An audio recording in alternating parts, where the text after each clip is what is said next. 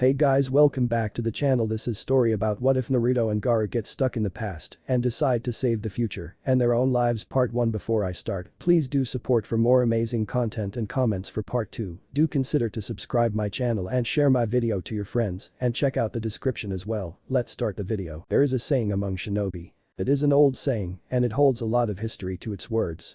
It holds a lot of horror. The day the sun sets in the south is the day to smile. Normally, someone with no shinobi training or background would listen to that and possibly laugh or become confused. The sun sets in the west, it's a fact that is as true as saying that fishermen fish in air is what the fisherman breathes. When the words are passed between shinobi, there is no laughter, there is no confusion. The day the sun sets in the south is the day to smile. It is usually a saying said during the times of war or battle or struggle. The saying reminds them of the day that comes for every living creature. It reminds them of the day that they die. There is another version of the saying, it's less poetic, but the meaning is still the same. Pile the bodies of your enemies so tall that when you stand on them, you will be taller than even the sun. Make sure to grin while you're up there. Keep grinning while you jump off. Never let it be said that times of war for a shinobi were pleasant. Tuesday 3:13 a.m. The noise of a body landing against the solid stone floor seemed louder and more amplified as it echoed through the vast and wide room. It bounced off of the stone walls, the stone ornaments of offerings, and the intimidating stone giant of a statue. Its hands reached up into the air, blinded by a stone cloth, 7 open eyes grown from the band of figurative fabric. Naruto, in a half-conscious daze, caught a glimpse of black and red robes as he was tossed to the ground next to Gaara. They had been the last of the Jinchuriki and they had been captured. At the hands of Akatsuki, Naruto shifted his head slowly, forcing his eyes to see something, anything that may help him escape with Gaara. The last thing he saw were silver eyes, like rippled water, seeming to glow by their own power as they glared down at him. It was only the ominous statue behind him that proved to be more terrifying. Begin the ritual. I want the 9 tails as quickly as possible. We cannot afford to lose him, we may never get this chance again. Yes, Pain-sama. Monday, 11:23 a.m. Hyuga Hinata was a very shy person, it took a lot of courage to even say good morning. To some people. Mostly Uzumaki Naruto. She had heard of the devastating news that he had lost his teacher only just after he had come back from his 3-year leave. She had wanted to give him her condolences to try and help him through his depression. She had lost her mother when she was young and could relate to the suffering he was going through. Unfortunately, just after he had managed to come home, he had been whisked off only a few days later and had been gone for almost 2 more years, training again with the toads he summoned. He had come back the night before last and hadn't seen him yet. From the rumors that Sakura was spreading around, he had been dead tired upon arrival and wearing shreds of cloth that had once perhaps been his clothes. Sakura spoke of a certain strength in his eye he had never had before and Hinata couldn't help to admit that she wanted to see how strong he had become. In all honesty, she hadn't quite planned on seeing him so soon and if it were up to her, Hinata's shyness would have probably prevented her from ever going to see the blonde object of her desires until he ended up running into her on the street. But, the Hokage had given Hinata orders to get him some clothes and take him to see her, looking as clean and crisp as possible. She had 3 hours to get him ready for the meeting Tsunade-sama had arranged for Naruto and she would accomplish this mission if it killed her. Well, managing to raise her hand and knock on the door would probably be a good start if the darn thing would listen to her and actually lift, that is. After 20 minutes of pacing back and forth on his doorstep, mumbling to herself and desperately trying to summon her courage, the door flew open on its own and next to naked and half asleep Naruto glaring at her with a raised fist. There was a pause. Hinata. What are you doing here? He asked, seeming confused as he immediately calmed down and took a step towards her. Hinata stared at him for a moment, the blood rushing to her face. The Hokage sent me, she mumbled, glancing down for a brief moment. Almost immediately her eyes darted back up to his eyes, the poor Hyuga's blush magnified 2-fold. Naruto blinked and looked down at himself, a light blush coming to his own face, before quickly rushing back inside and leaving the door open. Hinata watched him turn and head for his room, her hand rushing to her face in attempt to calm herself. She didn't faint. I'm sorry Hinata. Come in. I'll be ready in a minute. Hinata gulped and slowly turned towards the open door. Inside his house. Alone. So what did Grandma Tsunade send you over here for? Though I don't really mind the company, I miss being around people after spending so much time around toads. Even if they're weird, the last part was mumbled, but Hinata's head sunk in depression when the quiet words just barely made themselves to her ears. The Hyuga gave a depressed sigh and closed the door before slowly making her way over to his one and only piece of furniture. She didn't even care when the stale dust came flying up around her. He still thought she was weird. It's hopeless, she thought to herself, falling into her old habits of holding her head down while pushing her fingers together. Naruto rushed out of his room, blinking curiously at her while tying his forehead protector on. "You okay, Hinata?" The Hyuga sighed and nodded, seeming to shrink further. "Hokage-sama sent me to go with you to buy new clothes and then have you ready to meet with her in a few hours. I am to update you on all that has happened while you're gone and have you properly prepared to talk with the guest who will also be involved in your meeting." Naruto blinked, cocking his head to the side as he finished pulling down one of his only fitting shirts. Finding it a bit amusing that it didn't fit quite as well as it had 3 years ago. "Who's the guest for the meeting? Do you know?" he asked, turning towards his kitchen to fix himself something to eat. Hinata shook her head. "No, but I got the impression from Hokage-sama that it is someone you know. She said it's bad enough he'll look like an idiot when they see each other, but I at least want him dressed presentably." Naruto's eye twitched as he pulled the milk from the fridge, noticing that it was 3 years and 2 months expired and looking like it was about to explode. "She said that, huh? Can't really blame her, I did look like crap when I came into town," he mumbled, acting true to his bachelor nature and sticking the carton back into the fridge before closing it. "What about Sakura? Wouldn't she normally do this kind of thing because she's on my team and all?" Hinata's head sunk a bit lower. "Well, Sakura-san has been very busy as a medic lately and has been sent to take care of the shinobi guarding the border for their monthly health assessment." "I'm sorry." Naruto blinked and turned to face her. "Sorry? What are you sorry for?" Hinata seemed to jump at the sudden question and instantly lifted her head only to look back down a moment later. Well, I'm sorry that I am not Sakura-san. I know that you must have wanted to talk to her after you arrived. You two are very close and haven't seen each other in a very long time." Hinata trailed off, averting her eyes to one of the many cracks in the walls and silencing herself before she angered the young man before her. Naruto tilted his head in confusion. "Well, yeah, but it's not like she's my only friend, you know. I'm kinda glad it's not her, to tell the truth, she'd just ramble on and get pissed off for some stupid reason or another after a while, and I'd go flying through the Hokage monument and be expected to pay for the damages." He laughed, reaching up to scratch the back of his head. Hinata gave a small giggle, finding the image of it quite funny. "Well, I don't think she'd go quite that far, but Sakura-san has gotten quite strong lately. She has intensified her training schedule to try and keep up with you and Kakashi-sensei." "That right?" Naruto mumbled, leaning back against his counter and crossing his arm. "Well, what about you? Have you gotten any stronger?" I bet you could blow Neji away now, huh?" he asked, a grin spreading across his face. Hinata blushed and flattened her hands against her lap, looking a bit more poised. "Well, I have been beating him in friendly combat more often." "That's great. I can't wait to see it myself. I want to be there the next time so I can rub it in his face about what he said during the Chunin exams. Thinking back on those days really pisses me off." Hinata blinked, staring at him for a moment. "Neji has apologized to me about that many times, it's not necessary." Naruto quickly jumped to a funny pose of crossing his arms and stubbornly twisting his face. "No way. I haven't seen it myself and I won't be totally satisfied until I hear it with my own 2 ears." There was a moment of silence and Naruto steadily held his humorous posture successfully until a quiet noise met his ear. He opened his tightly shut eyes and looked around for the odd sound, finally blinking and standing up straight once more when he noticed Hinata's head lowered once more and her shoulders shaking a bit. "You okay?" he asked, wondering to himself if she was about to faint again. The blonde stood stock still when the noise suddenly became louder and he realized that it was her, giggling. "I am sorry. I just find it funny," she managed to say through her giggles. "After being gone for so long, it's nice to see that you haven't changed one bit," she said, looking up with laugh-filled eyes, a hand half covering her mouth. Naruto blushed for a moment and turned his head, once again stubbornly crossing his arms. Sure I changed. I'm 3 different shades of serious and I'm smart enough to leave even Iruka-sensei gaping like a fish at my magnificence. Haha, for I am a sage.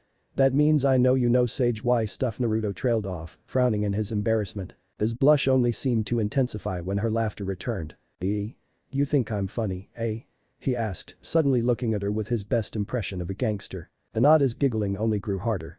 "Why yes. I have always thought Naruto-kun is very funny." She laughed, quickly gasping and covering her mouth. Naruto's grin almost looked like it would split his face. "Really wow.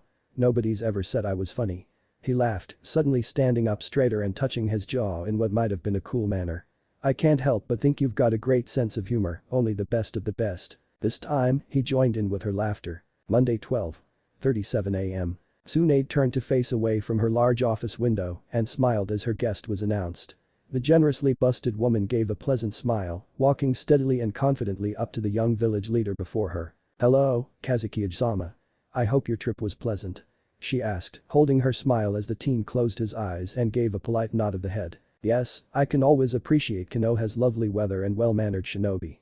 You have a fine country here, Hokage-sama. Why thank you, I'm sure that if I ever got the chance to go to Suna I would think much the same.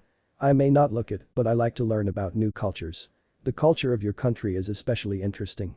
She laughed, keeping up with the common pleasantries as they took their seats. So, Gaara began, clearing his throat and starting the serious conversation. Tsunade sighed, turning her head to the side a bit as she brought her hands up near her face, knitting the fingers neatly. So, there are only two left. Naruto and I. He began, the weight and implication to his voice not that of a 17-year-old. Tsunade nodded. As I feared. Have you any plans of actions to preserve Naruto's safety should Akatsuki initiate a full-scale attack on Konoha in effort to retrieve him?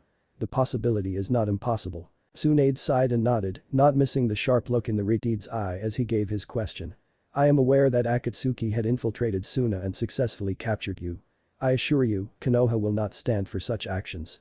Naruto is. Gaara nodded when after a moment he saw the small, rueful smile make its way to her painted lips. Naruto is Naruto. He is unparalleled. Tsunade sat back in her chair after a long moment, her heavy bust once again making itself known. Exactly. He is a valuable shinobi, a valuable friend, a good person, someone all of Konoha is proud of.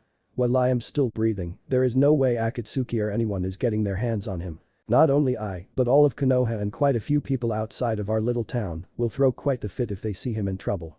She said with a wink, earning a small huff of a laugh from the ever so serious Shukaku host. Indeed. He has a lot of friends in a lot of high places. Not everyone can say that the Kazekage and all of Suna owe them a great debt. He has my friendship as well, something only he can say. Tsunade's pleasant smile quickly fell into a tight thin and forced curve of the lips when her office door suddenly burst open, a laughing and decently dressed Uzumaki Naruto standing loudly in the room's opening. Gaara slowly turned his head, sharp seafoam eyes landing on the hyper-blonde. Though I must question my sanity when I am reminded of his personality. He finished flatly. Aw, don't say that, Gaara. I'm your buddy and you know it. How you been? Tsunade immediately tuned out the two's conversation and turned her attention to the quiet and somewhat rushed-looking Hyuga and she made her way quickly into the room. My apologies, Hokage-sama. We arrived late and there is no excuse. Tsunade held up her hand, effectively silencing the slightly winded young woman. Don't worry about it, everything's fine. Dismissed. Hinata gave a bow and turned to leave, nearly jumping out of her skin when Naruto very suddenly and very loudly called her name. Why yes, Naruto-kun. She asked, a blush rushing to her face when the blonde waved goodbye. Thanks for today. It was fun hanging out with you. See you around. He laughed, crossing his arms. Why yes, I enjoyed it as well. I will see you another time, Naruto-kun. Hinata's blush deepened as she nodded, quickly giving a bow and rushing back out the door before she ended up fainting. I wonder why she always goes all red in the face. Does Hinata have a heath condition, Grandma Tsunade? Maybe that's why she faints all the time, huh? A bead of sweat fell down the back of the blonde's head when he turned to face his superior. Her glare sending shivers down his spine. It was almost a blessing when he felt eyes on him and turned to look at his friend, even if only to not have to see the look of promised pain the Hokage was giving off. Gaara just stared at him, as though waiting for something. Eventually Naruto gave up on trying to figure out what it was. What? And slapped Naruto on the back of the head before he even finished the question. Idiot. Monday, 2:12 p.m. Are you serious? Tsunade nodded her head once. I know it's a lot to ask of you, since you had just returned to the village the other night, but Naruto leaped out of his seat. Grandma. Tsunade grunted loudly, caught off guard when Naruto's arms suddenly latched around her in a fierce grip. The Hokage blushed when she noticed her fellow village leader shift in his seat, watching the spectacle of Naruto nuzzling her bosom with obvious amusement. In an instant, her knuckles crashed down on Naruto's skull. What the hell do you think you're doing? She demanded, biting her lip in rage and pain when Naruto's grip only tightened. He was crushing her chest. You're the best Hokage in the world. I love you. I'll follow you until the day I die. Thank you, thank you, thank you, thank you. I won't let you down. Damn it, Naruto. Get off of me. Tsunade turned in her seat when she was finally released, shaking her fist in embarrassed rage as her throbbed sharply. A moment later, she turned back to the two Jinchuriki, noticing that Naruto sat with perfect stiff posture, a ear-to-ear grin on his face. Tsunade wanted to throw something at him. Perhaps her desk. No, she couldn't with the Kazekage in the room. Damn. For now, she'll settle for insults. You're too giddy about this, you dumb brat. It's not going to be a walk in the park, you can die. You probably will. Show some modesty. She snapped. Her desk cracked a bit under her hands when Naruto only grinned brighter. The blonde actually giggled. Sorry, Grandma Tsunade. I've just been dreaming about this day for years. I can't wait until I. Gaara had finally had about enough of his friend's antics. Naruto. He said sharply. Said teen turned his attention towards the deed. What? Gaara sighed quietly, closing his eyes. War is not a time to be happy. You should not be giddy, as Hokage-sama said, about any one of your allies dying. When Naruto looked as though he were about to start arguing, Gaara shot him a sharp look.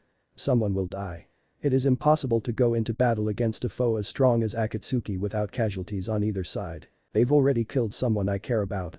Naruto bit out.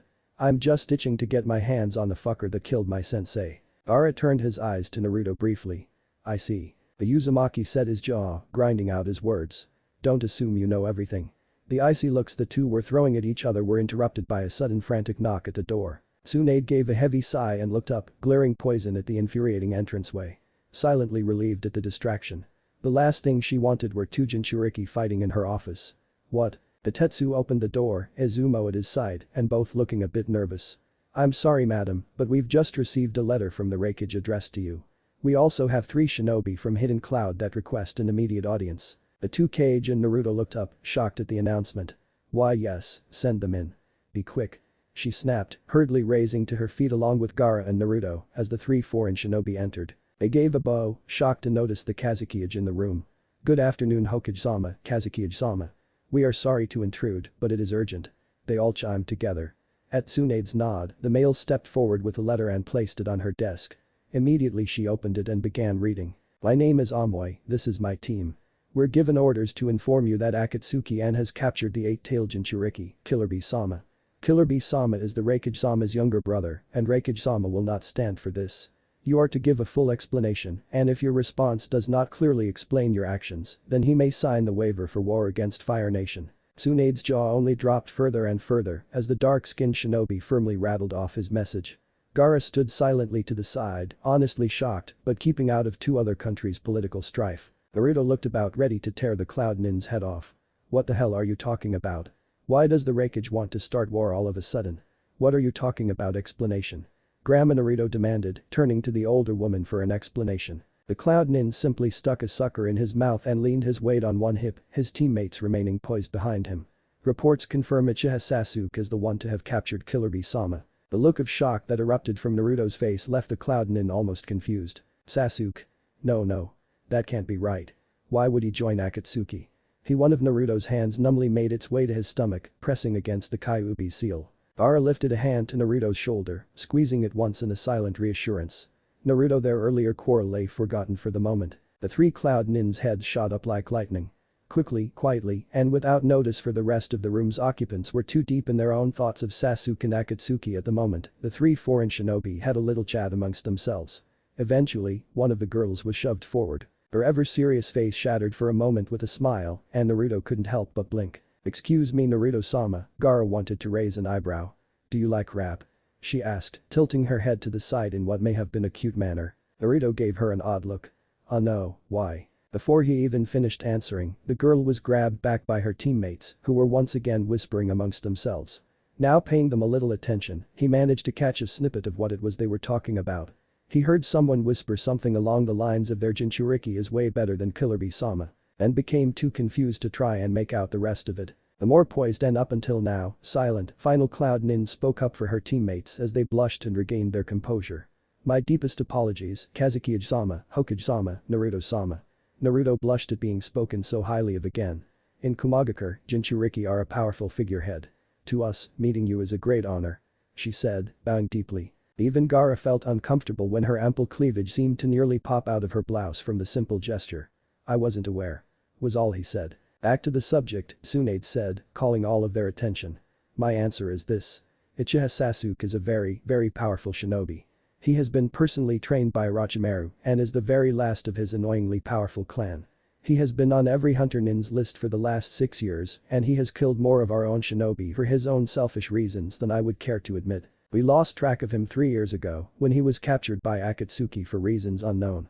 This is the first we've heard of him even being alive. Please inform the Raikage that we will allow him to take any action he wishes against Uchiha Sasuke and Akatsuki his wishes, and we will give him any and all information he asks for regarding Sasuke. However, Tsunade held her hand up when Naruto looked about ready to go ballistic, effectively silencing him. Uchiha Sasuke is powerful. Very, very powerful. I do not advise sending any less than a mid-sized army of the village's strongest shinobi after him, should you be so foolish as to actually seek him out. If that boy wanted to, really wanted to, he could probably kill off most of your entire village before he gets bored. The Kumagakure representative's eyes sharpened, glaring politely at the Hokage, all the while nervous of her words. Naruto shook his head, his hand once again on his stomach. No, I know Sasuke. All eyes turned to him, and he sighed. An army wouldn't be enough. Gaara closed his eyes and gave a brief huff of laughter. Instantly, the attention was on him. The shinobi of Fire Country are monsters. It's a lucky thing most of them have morals. Naruto's eye twitched. Like you're one to talk. Tsunade threw her hands up in the air, turning to gaze out of her bay window. She rested her forehead on the cool glass and sighed after a moment of collecting her thoughts. Even if the Raikage himself went after Sasuke, he wouldn't win. Especially now, if he's in league with Akatsuki. Tsunade turned around once again and turned to Naruto with heavy, apologetic eyes. There is only one person who can defeat Sasuke, and even then, he's more than likely to die doing it. Naruto frowned, turning his eyes to the floor. His hand clutched his stomach. Don't worry grandma, I won't die. The three Cloud Shinobi were taken aback, hearing that the only person that was strong enough to take out such a terrifying foe such as Uchiha Sasuke was just a few feet in front of them. Naruto looked up, his eyes sharpened dangerously. I can't die until I destroy Akatsuki. Sasuke signed his own death warrant by joining them. Gaara watched the blonde coldly, his pale eyes catching even the small flash of demonic appearance in Naruto's eyes and nails for the briefest of moments. Just as quickly, Naruto got a hold on himself once again and finished his thoughts. He can't be forgiven. Monday, 3:51 p.m. 8 shadowed figures stood in front of a massive stone and wooden gate, their black robes shifting in the wind. A green leaf danced its way near a woman with blue hair and heavy makeup before splitting in half and falling to the ground. Further pushed by the wind, its pieces tumbled a few feet to rest near one of the many robed bodies. The cold hate he emanated seemed to intensify in his red eyes before the leaves shriveled and turned to dust. One of the orange-haired bodies spoke, his face shadowed as he glared ahead. Konoha's gates. We've arrived. The raven-haired member of the group only stared ahead, his face blank and his eyes transforming. After a short moment, he gave a smirk. Can't say I feel nostalgic. Are you ready? Another one of the shinobi asked, the sunlight gleaming off his heavy black piercings. The smirk only grew. Yeah. Monday, 3:51 p.m. Naruto kicked the door to his apartment down, stomping over the broken wood as he made his way into the back of the small, shabby apartment. Gaara stared down at the broken door, the Suna guards at his side, Temari and Kankuro, were silent and out of the way as he made his way over the casualty of the other Jinchuriki's rage. Gaara couldn't really blame him. Even he was enraged at the new information regarding the stray Uchiha. That dumb bastard. I can't believe him. What the hell made him join Akatsuki? I swear to Amaterasu, when I get my hands on him I'll arg. Gaara nodded silently, looking around with a blank face and ignoring the loud crashing sounds coming from the back of the apartment. Curiously, he observed the home of his friend. Who is Amaterasu? He asked offhandedly, tilting his head a bit at an old, hand-drawn motivational poster for training. Figure it out yourself. Laughter could be heard from outside, and Temari's voice wafted in through the broken entranceway with an unmistakable humor to it. I think she's this country's idol god. Gaara let out a huff, ignoring the blonde's aggravation, and instead raised a brow in dull wonder when his fellow Jinchuriki finally emerged in full gear and a heavy bag on his back. Going somewhere? Naruto snorted, his face humorously contorted in annoyance. Yeah. I'm gonna go beat the shit out of Sasuke, stomp Akatsuki, rescue this dumb killerbug guy, and then bring Sasuke's retarded ass back. In an instant explosion of sand, Naruto was blown back on his couch, and Gaara was between him and the door, not looking at all pleased. I knew it. Naruto held the Redeed's glare as he got back up on his feet. What the hell, Gaara? The response was instant. Flat. You still fully intend to try and rescue Uchiha Sasuke? What you said in the Hokage's office was just a farce. Naruto scoffed. Of course. The sand around the young Kazekage's feet shifted dangerously. He is a member of the Akatsuki. Naruto shifted most of his weight to one side. It didn't go unnoticed to Gaara that his friend suddenly was unable to look him in the eye. So what? That doesn't change the fact that I have to bring him back. You're insane. I keep my promises. You're blinded by the past. Naruto's eyes flashed, instantly back to stubbornly staring Gaara down. The past, Gaara, is none of your damn business. He's my teammate, not yours. The Redeed brought his arms up from his sides to cross over his chest, assuming one of his more dangerous and impatient poses. He is not your teammate anymore. You have to know when to let things go. Gaara's voice seemed to grow deeper as he enunciated the last of his words, strengthening his argument. The temperature in the apartment noticeably started to rise. What the hell are you talking about? Naruto growled. Gaara didn't fold. You have other friends, not just Sasuke. If you leave after him it's like you're just handing yourself over to Akatsuki. For all the strength that you have, it's not enough to go against all of them and live. You will just be giving them another demon in gift wrap. For all the pain that Sasuke caused you when he left, just think about all the pain it will cause the people who care about you if you leave. Naruto looked away, setting his jaw. Gaara continued. The Hokage knows exactly how strong you are and the faith that she has in your strength and the faith that your friends have in your strength just makes you all the stronger. Just because she is having you lead the attack against Akatsuki does not mean that she wants you to get yourself killed. She doesn't want you to die, nobody does. What makes you think that this new information about Sasuke changes any of that? Naruto frowned, his fists clenching at his sides.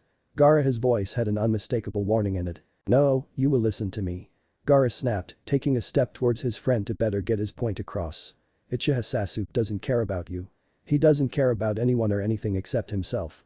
That's how it has always been, that's how it will always be. It doesn't matter what you say, what you do, or how much friendship you throw at him. He won't change. You would be throwing your life away for a fruitless cause. Naruto's next words were like a knife in the gut to the young Kazekage. I bet your brother used to think the same thing, huh? Gaara paused, his eyes open wide. Naruto, that's… The Konoha shinobi shook his head, silencing his friend. If you say that's different, I swear I'll break your jaw. His voice hinted at his desire to do so anyway. You know I can, so don't push it. Gaara remained impassive, not reacting to the threat in the slightest. Naruto, I am well aware of your ability to change people. If it weren't for you, I don't even like to think of where my family, my country or even I would be right now. Even so, you have to see that you can't help the Uchiha. Naruto's had finally reached his limit. What would you know? You never spoke to him. All you did was fight him. You don't know anything. Even through the blonde's loud fit, Gaara remained silent and stern. I know a lot more than you give me credit, Uzumaki. Naruto grit his teeth. And what the hell is that supposed to mean? Gaara's eyes seemed to go a bit duller, looking more as though they were the eyes of a corpse. I used to be a lot like the Uchiha myself. I know what it's like to hate someone so much that I became obsessed with killing them. I know that kind of life. You never will. Naruto's head turned to the side as he glared off at nothing. Gaara continued, his voice growing quieter. He is the kind of person that hunts down a southern sunset, Naruto. Just like I used to. You should listen to him, Naruto. A sudden voice said lazily, making the room's occupants' blood run cold. He knows what he's talking about. Naruto's eyes widened slowly, looking at the new teen in his apartment. Sasuke. The Uchiha nodded politely. Yo. He soon after dropped the deathly still bodies of Gaara's siblings at his feet. Once his hands were free, he gave the still Jinchuriki a mocking wave. Gaara's hand exploded, instantly going after the newest Akatsuki member with fervor. Naruto saw Sasuke unsheath his shakudo, electricity crackling at his wrist as he did, and went pale. Gaara. Wait. Monday 11:09 p.m. Naruto blinked slowly, his mind perfectly blank as his vision started to clear. Finally, he was able to see. A moment later he was able to comprehend what it was he saw. Running feet. Black robe. Trees. Dirt. Blood. Naruto slowly and weakly lifted his head, going stiff when his eyes finally landed on Gaara.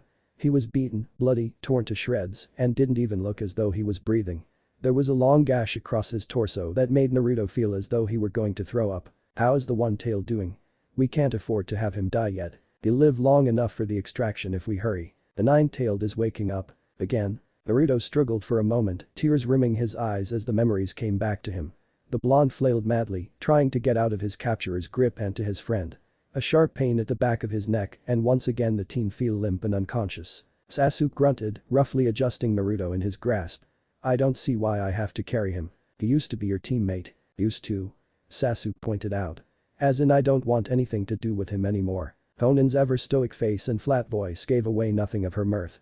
I get the feeling the nine-tailed host would be most depressed to hear that, Sasuke-san. Like I care. The Uchiha droned, grunting with his load as he landed roughly on a tree branch. The faster we get this done with, the better. He said before pushing off strongly and pulling ahead of the others. One of Pain's bodies quickly caught up, his silver eyes watching him carefully.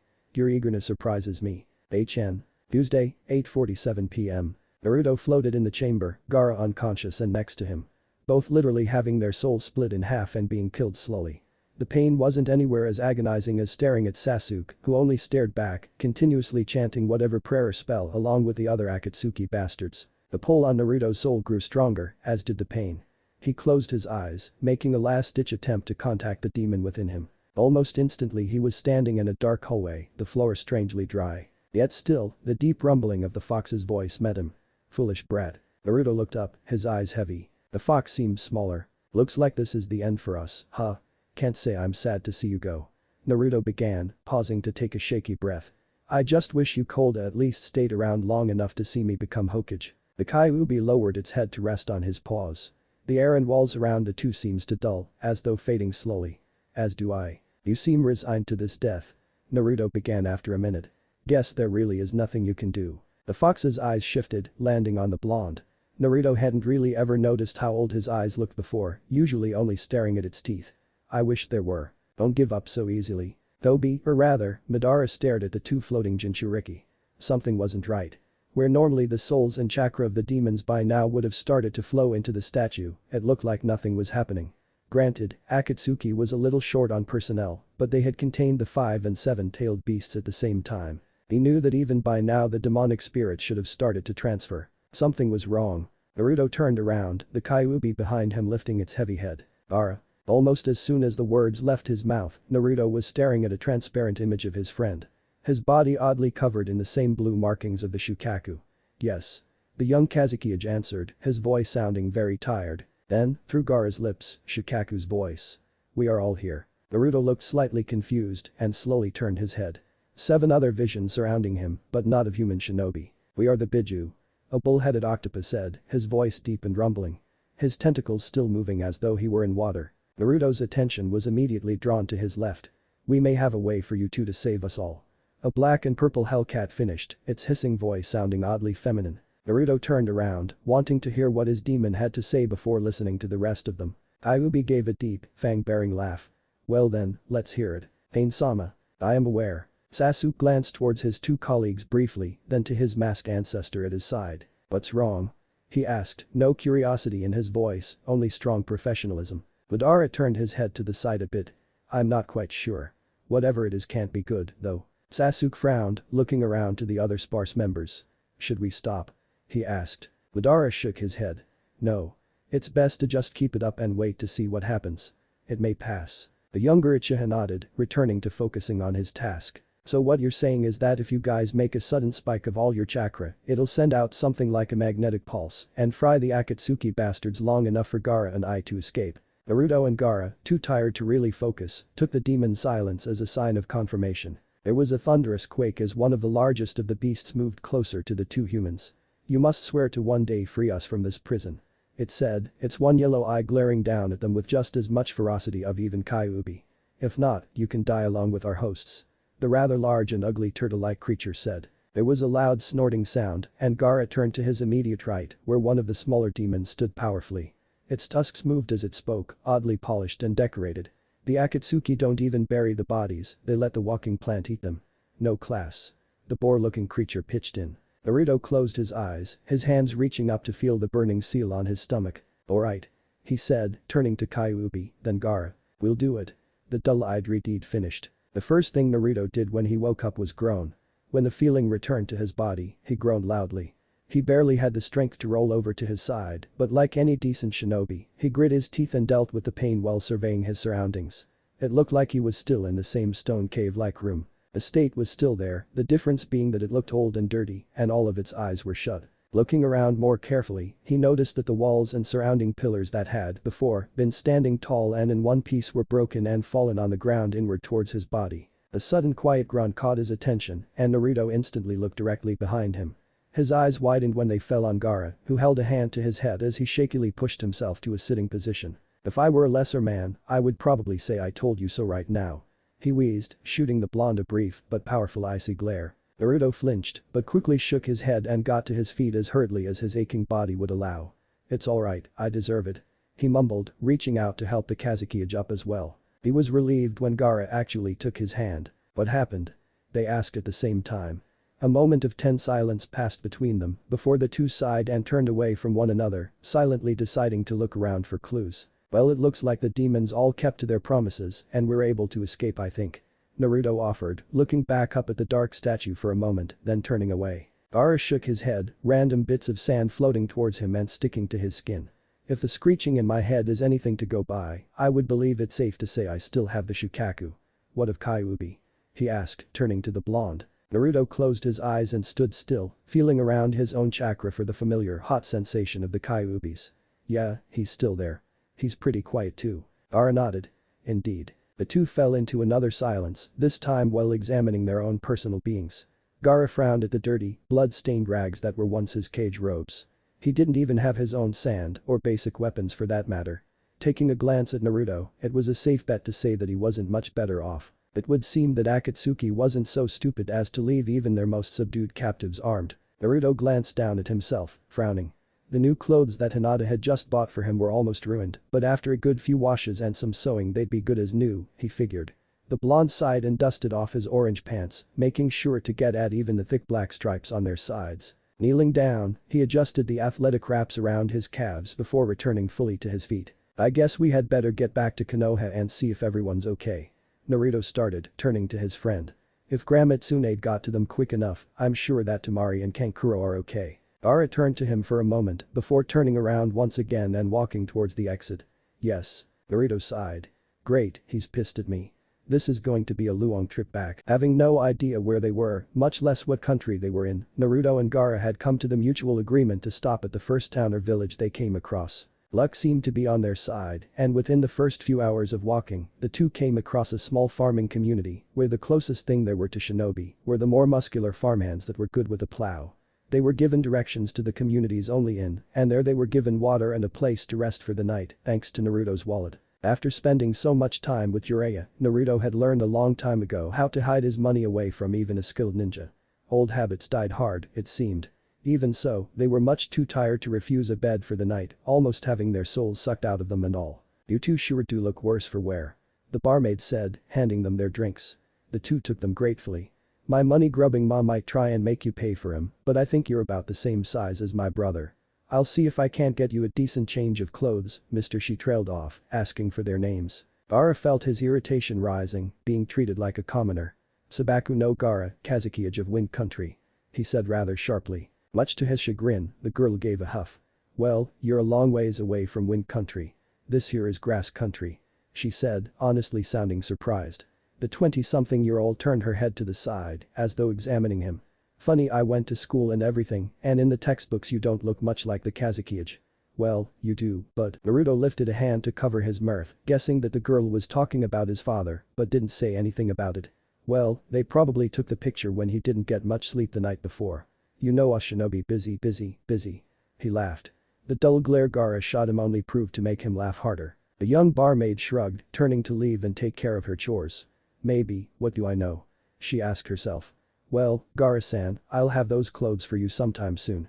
She said, turning the corner and heading into the back kitchen. Naruto's animated giggling was abruptly ended by a fist of sand smacking the back of his head. Naruto stared at the ceiling of the rented room, his face relaxed and mirroring nothing of his inner turmoil. The blonde sighed and turned his head to his left, where Gaara sat at the windowpane, staring up at the full moon. This doesn't feel right, relaxing while Konoha could be burned to the ground for all we know. Gaara closed his eyes and nodded his head once. Yes, but even you know that it is not the best idea to walk into an unknown area with no weapons and suffering from fatigue. We are honestly at our most vulnerable right now, and our demons at their weakest. When we arrive we will be able to help and not be the ones needing it if we are at least rested. Naruto pouted, crossing his arms behind his head. I know I just feel like crap about it. As do I. My siblings are in a foreign country and I do not even know if they are dead or alive. All I can do is hope for the best and be patient. You should too. Yeah, Naruto closed his eyes, taking Gaara's words to heart. He knew exactly how the Redeed felt, having spent such long periods of time away from Konoha and not knowing anything of how any of his friends back home were holding up. One of his biggest fears was going back and hearing that Sakura, Kakashi or anyone else had been killed in the line of duty. I hear you. Hey Gaara. The Redeed's eyes shifted, turning to land on the blonde just ahead of him as they ran along the last few of Grass Country's meadow hills. What? As usual with the Shukaku host, even a question sounded like a statement. Naruto frowned, slowing down just enough to run side by side with his friend. Thinking about it now, it was pretty risky for you to show up in Konoha. I bet that's why Akatsuki attacked you, and me being so close together was like a chance they couldn't afford to miss. Perhaps. The blonde slowed down just enough to run side by side with his friend. Would you come to Konoha? Gaara sighed and continued running, the outfit given to him by the barmaid being much easier to run in with the thick pants. Economic trading budgets between the countries, safety and regulation change regarding foreign shinobi and civilians. We were also discussing the benefits of a skilled trade. At the blonde's confused stare, Gaara elaborated. I was hoping to borrow a few of her more skillful medics, as Suna has some of the worst medical teams among the shinobi world. Naruto blinked, looking quite the surprise party. Really? Why is it that bad? Gaara turned his head to the side a bit, thinking of the best and most simplest way to describe the situation. Because my family was full of idiots. Naruto almost tripped over his own feet. What? Your family? Gaara nodded, keeping his pace. You must not be aware of most of Wind Country's cultures. Well, no, not really. Naruto laughed, reaching up to scratch the back of his head for a moment. The title of Kazekage in Suna is passed down like a crown would through a monarchy. Unless I have children of proper age, if I am suddenly unable to assume my role as Kazekage, then it falls to Kankuro or Temari, then cousins and the like. If there are no other relatives, then the title is temporarily split amongst Suna's council until a new candidate is chosen or able to take the position. The two gave slight grunts as they lifted up off the ground in near simultaneous leaps. Landing with ease up on the first branches of a woodland. The trees were beginning to thicken and weren't so far apart as they were an hour ago. It was a good sign, meaning that they were nearing Konoha. Naruto grunted. Sounds kinda weird, in Konoha, whoever the Hokage chooses their successor, and if they die before they get the chance, the last Hokage is reinstated or a new one is chosen if it's not possible. That's what happened with the third, fourth and Granite Tsunade. Yondaime was Sandaime's successor and then died in the Kyuubi attack, so the old man had to come back, Orochimaru killed him, and then Tsunade was chosen. Gaara lifted his chin a little, as though it were the first time someone had actually explained Konoha Kage politics to him. I see Fire Country's culture is very different. Naruto turned to look at his friend for a moment, then kicked off to another branch effortlessly. The blonde couldn't help but grin at how winded Gaara was starting to look and how awkwardly the redeed was going along the branches. He was keeping up, yes, but one didn't have to look at him for very long to notice that he wasn't in the greatest running shape or that he did it very often. As powerful as Gaara was, it took a lot of effort for Naruto not to laugh at the irony of Gaara falling to the downside of a desk job. After 7 hours of running and jumping at top speed, the two Jinchuriki had finally made it to Fire Country. 2 hours after that, not stopping for any breaks or meals, the two had Konoha in their sights. 4 hours after that, they were still staring at the village, having not taken a single step towards it. Night had fallen, and the two made plans to camp out in the trees instead of heading into the village for shelter. Staring at his home for the umpteenth time, Naruto scowled. I still don't understand it. Gaara remained silent, sitting off in a close tree on a slightly higher branch. It is most confusing. He agreed, crossing his arms as he, too, stared ahead. You have memories of Akatsuki trashing the place, right? Because I sure do, I distinctly remember those 4 buildings being bulldozed by some kind of earth jutsu. Naruto said, pointing off to some of the more taller, more official buildings in Konoha. Gaara nodded, staring straight ahead. Your Hokage Mountain. Monument. Naruto absently corrected. Monument. Gaara resisted the urge to roll his eyes. It is endowed with the faces of your current and previous Hokage, correct? He asked, turning his head towards his friend. Naruto nodded, crossing his arms. Of course. Gaara lifted his chin, turning his attention once again back towards the monument. I find it curious that the 5th isn't up there. He said, a thin finger pointing in its direction. She was. The blonde said, frowning. Yeah, that particular detail has been bothering me the most. Something Gaara began. Naruto's frown deepened. Is very, very wrong here. Should we check it out? Gaara thought of this for a moment. A. They were trapped inside a Jinjutsu. An odd but very good one. B. Something strange has happened to Konoha and they may even be needed inside to help out with whatever the problem was. The Ichibi Jinchuriki knew that he would have to make his decision quickly, otherwise Naruto would forgo any rational thought and just break ahead and enter with no plan and no idea of what is going on. Gaara really disliked brash people. So annoying. Well, I think it is best to wait until we know what is going on, he began, crossing his arms along with Naruto. Our options are limited as we are now. I think that we should enter, but for the sake of our own security, should things go wrong, we should be discreet and perhaps even go in disguise. Naruto reached up and scratched his jaw and thought. Yeah, that makes sense. Also, when we left the Akatsuki's lair, they weren't there. The blonde's hand fell back into being crossed. I noticed that too, I was just more occupied with getting the hell out of there to mention it. You think they could be in the village? Gaara closed his eyes. Well, the Uchiha appeared in your home with no detection. The chance is high. Naruto nodded. So, what's the game plan? Sad to say it, but you've got more experience infiltrating other villages than I do. He grinned. Gaara gave a breath of laughter and nodded. Yes, that would be the case. The Redeed lifted his head and looked ahead to the village once again. Well, when going to capture or kill someone or something, the best option is not to just rush in, but to stay back for a period of time and gather intelligence on the target security, location and condition. Then you are able to change the initial plan of action if need be. Naruto nodded, that was something he learned a long time ago, being on Kakashi-sensei's team and friends with Shikamaru. Yeah, but I want to know if we should be hunting for Akatsuki bastards or heading straight for Tsunade, or both. What do you think? Gaara raised a brow and turned towards his friend. Both. We don't have nearly enough people to it. Naruto's flat look, the Redeed was reminded of who he was sitting with. Ah, no. We don't want to set the alarm should your clones be found or accidentally dismissed. So the plan is to head in under disguise, look around and gather information. If after a few sweeps everything looks okay, we'll head over towards Tsunade. Naruto asked, deciding to make sure before he jumped in and ended up not doing what he was supposed to. Yes. That is correct. Gaara said as he stood, Naruto quickly following after. Also, it would be best if we stuck together. Not only is there strength in numbers, but this is not my village. I will become lost after a short while and become a liability. Naruto grinned and nodded. Alright, let's go then. Kakashi-san.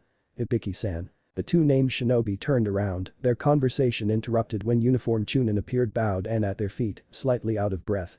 The masked Haddock blinked, staring down at the new arrival with dull curiosity. What is it? Ibiki demanded sharply. The Chunin quickly stood up and saluted. We have just received word of 2 intruders heading in from the northwest wall as of 3 minutes ago. They are posing as civilians, a man and woman. One blonde, one with auburn hair. Kakashi-san is hereby ordered to follow them and bring them to the Hokage Tower. Ibiki-san, the Hokage requests your presence immediately. That is all. The Chunin gave a stiff bow, and before he even stood up, the 2 senior shinobi were gone. A moment later, so was he. Gaara walked quickly, his eyes closed and his mouth in a thin line. Next to him walked a smiling Naruto, bouncing under her jacket and hip swaying almost too much with every step. Gaara's new brown eyebrows gave away to one twitch, followed shortly by another when his companion giggled at a passing gaggle of females. Naruto, he said slowly, a bead of sweat falling down the side of his face. What are you doing? My name is Naruto, Gaara-san. Don't confuse me with your cute friend. She said, winking. Gaara felt like slapping his forehead, but as always, stopped himself before he ended up looking like an idiot. He wished that certain blonde Jinchuriki would have the same courtesy. My apologies, Naruto. He said tightly. But would you please mind acting like more of a lady instead of a dirty magazine model? He said flatly. Naruto fell behind a step, sweating a little. She quickly caught back up, walking with much more grace. Gaara was just happy to notice that her head stopped bouncing. Have you noticed it yet, or have you just been looking at me this whole time? Naruto asked, her eyes nearly shut and sporting a light blush. Gaara nodded. Indeed. Passion couldn't really be held as good in a ninja village. Naruto being able to find eye-blisteringly orange outfits were clear proof of that. The fashion in a village like Konoha didn't change much, either. Konoha was, however, one of the more prosperous villages in the world, so it did change. Very subtly, very slowly. Mostly in the areas that the shinobi would pay attention to. The cloth used, the colors, the number of pockets. What changed the most, however, were the shoes. Normally they would appear as a simple open-toe and heel sandal with hidden laces or zippers. That wasn't necessarily the case. The shoes had open toes and heels to make running and footwork faster and more precise. The laces were hidden so that they wouldn't catch or trip the wearer up. Most recently, even the treading at the bottom was crafted to minimize sound when walking. The different blends of leather, cloth and rubber change often enough in efforts to help make the work of shinobi easier, that shoe shopping could almost be called a job requirement. Especially to the more fashion-aware kunoichi. It's one of the first things mentioned in any academy. Whereas Gaara and Naruto's shoes were next to completely silent, even on the dirt pathways the shoes of the passerbys, shinobi and civilian alike, were all very loud and very distinct. Shuffs, skiffs and tacks could be heard from all sides, almost to the point where it was disorientating. In addition, having a female Hokage, there has been a boom of kunoichi since her installment 5 years ago. That also brought more of a demand for kunoichified everything. Hair clips, jewelry, clothes, toys. Naruto even remembered hearing Hinata joke about Ino's new eyeliner that had a senbon dart out of it if the case was twisted just right. Weapons were made lighter, the demand for clothes that helped absorb or conceal scent became higher. Not only shoes, but equipment pouches, mesh, athletic bandages and even the bands that held forehead protectors were offered in more colors than blue and black. Konoha grew only stronger because of it. Ninja were harder to spot, harder to guess their ranks, and harder to kill just because of it. Kunoichi especially. The idea quickly spread to the other hidden villages, and shinobi were labeled as more dangerous and deadly than ever. Naruto and Gaara frowned, very confused as to why things looked so different. It was unsettling. Hopefully, as the day progressed, they would figure out what was going on. Kakashi leaped across a business roof, following after the new unwelcome arrivals with a weary eye. So far, they had done little to raise any alarm. He wasn't stupid though, he could tell just by looking at the two that they were surveying the area. For what, he didn't know. That one fact made him all the more cautious. He didn't know anything about them, but like any skilled shinobi, he was gathering more and more information the longer he watched them. From observing their habits, idiosyncrasies and even the way they moved, Kakashi could tell that they were shinobi, and that they were good shinobi. They didn't make a lot of noise, to the point that they even stood out because of it. Their senses of balance were impeccable, their chakra didn't so much as twitch even when bumped by other people on the street. They had an air of confidence about them that even the most skilled and experienced infiltrator could never achieve. But the most terrifying thing about them was that they seemed to know their way around. Kakashi frowned under his mask and leaped to the next roof, walking slowly and following them from behind. There was a movement across the way, and Kakashi was pleased to notice that two Anbu had arrived. Unfortunately for the Konoha boogeyman, these two new oddities had earned his curiosity. He wouldn't let them just kill or haul the two off before he found out a little more himself. Only an hour into the village and Naruto was about to go insane. There's only one explanation for what's going on. I don't believe it myself, but she trailed off, staring across the street, the food she and Gaara ordered going cold on the table. The disguised Jinchuriki to her left shook his head. I have thought the same thing myself, but it is too outrageous a statement to commit to without first proving it. He said, watching with cool, unblinking eyes as a group of children ran out of a store across the street. Moments later followed by an irate shop owner. Naruto turned her attention to her companion, her pretty face twisted in confusion. Prove it. Like how? She asked, perplexed. Gaara's eyes turned to meet hers, his face staying calm and blank. Find someone who is dead. Find a friend and ask them something only they would know. If the monument is anything to go by, we're between 5 and 20 years in the past. It should be safe to at least assume that you and your friends are born. If we are in the past at all. He explained, turning his attention once again to the street. Naruto pouted, glancing up at the monument once more. Gaara had a pretty solid point. Alright, so who should we look for? Gaara closed his, thinking. It's best to avoid the Uchiha. If this is a Jinjutsu, then all the detail for Konoha could just as easily come from him or his elder brother. We should look for someone who hasn't even come across Akatsuki, perhaps a civilian you know. Then, just to make sure, we should try at least 2 other people. They don't necessarily have to be civilians. Naruto leaned back in her seat, her arms crossed under her bosom. Well, as far as civilians go I really only talk to the owner of my favorite raiment stand and his daughter. Just by looking at her we should be able to guess the year, if she's there. She's about 5 years older than me, so she said, opening her eyes and shrugging. Gaara nodded and stood. It's good enough to start with. He didn't need to ask why Naruto didn't have many civilian friends. He didn't need to. Alright. Naruto said, standing up and adjusting her shirt. The new orange and black jacket open, not giving her enough room to breathe with such large endowments, when closed. It's about 10 minutes from here if we walk quickly. She said, pointing off in another direction. Gaara nodded and started to walk. Kakashi-senpai, this cannot go on for much longer. The Anbu stated, his voice flat and with no emotion behind his mask. Kakashi's response was to leap to the next building. In little to no time afterwards the Anbu right next to him again. I am aware of that. He said, turning as his targets did. Even though it is more cautious not to, I would rather learn more about them than capture them now and learn nothing. The Anbu gave a slight sigh, but didn't press the matter further. I hope you're not doing this simply because the woman has a nice body. Well, didn't press it further much, anyway. Kakashi couldn't help himself and turned to the Anbu, his one eye turned up in amusement. Certainly not. Naruto stared. For a very long time. Blinked. Then stared some more. For a very, very long time. Are you okay ma'am?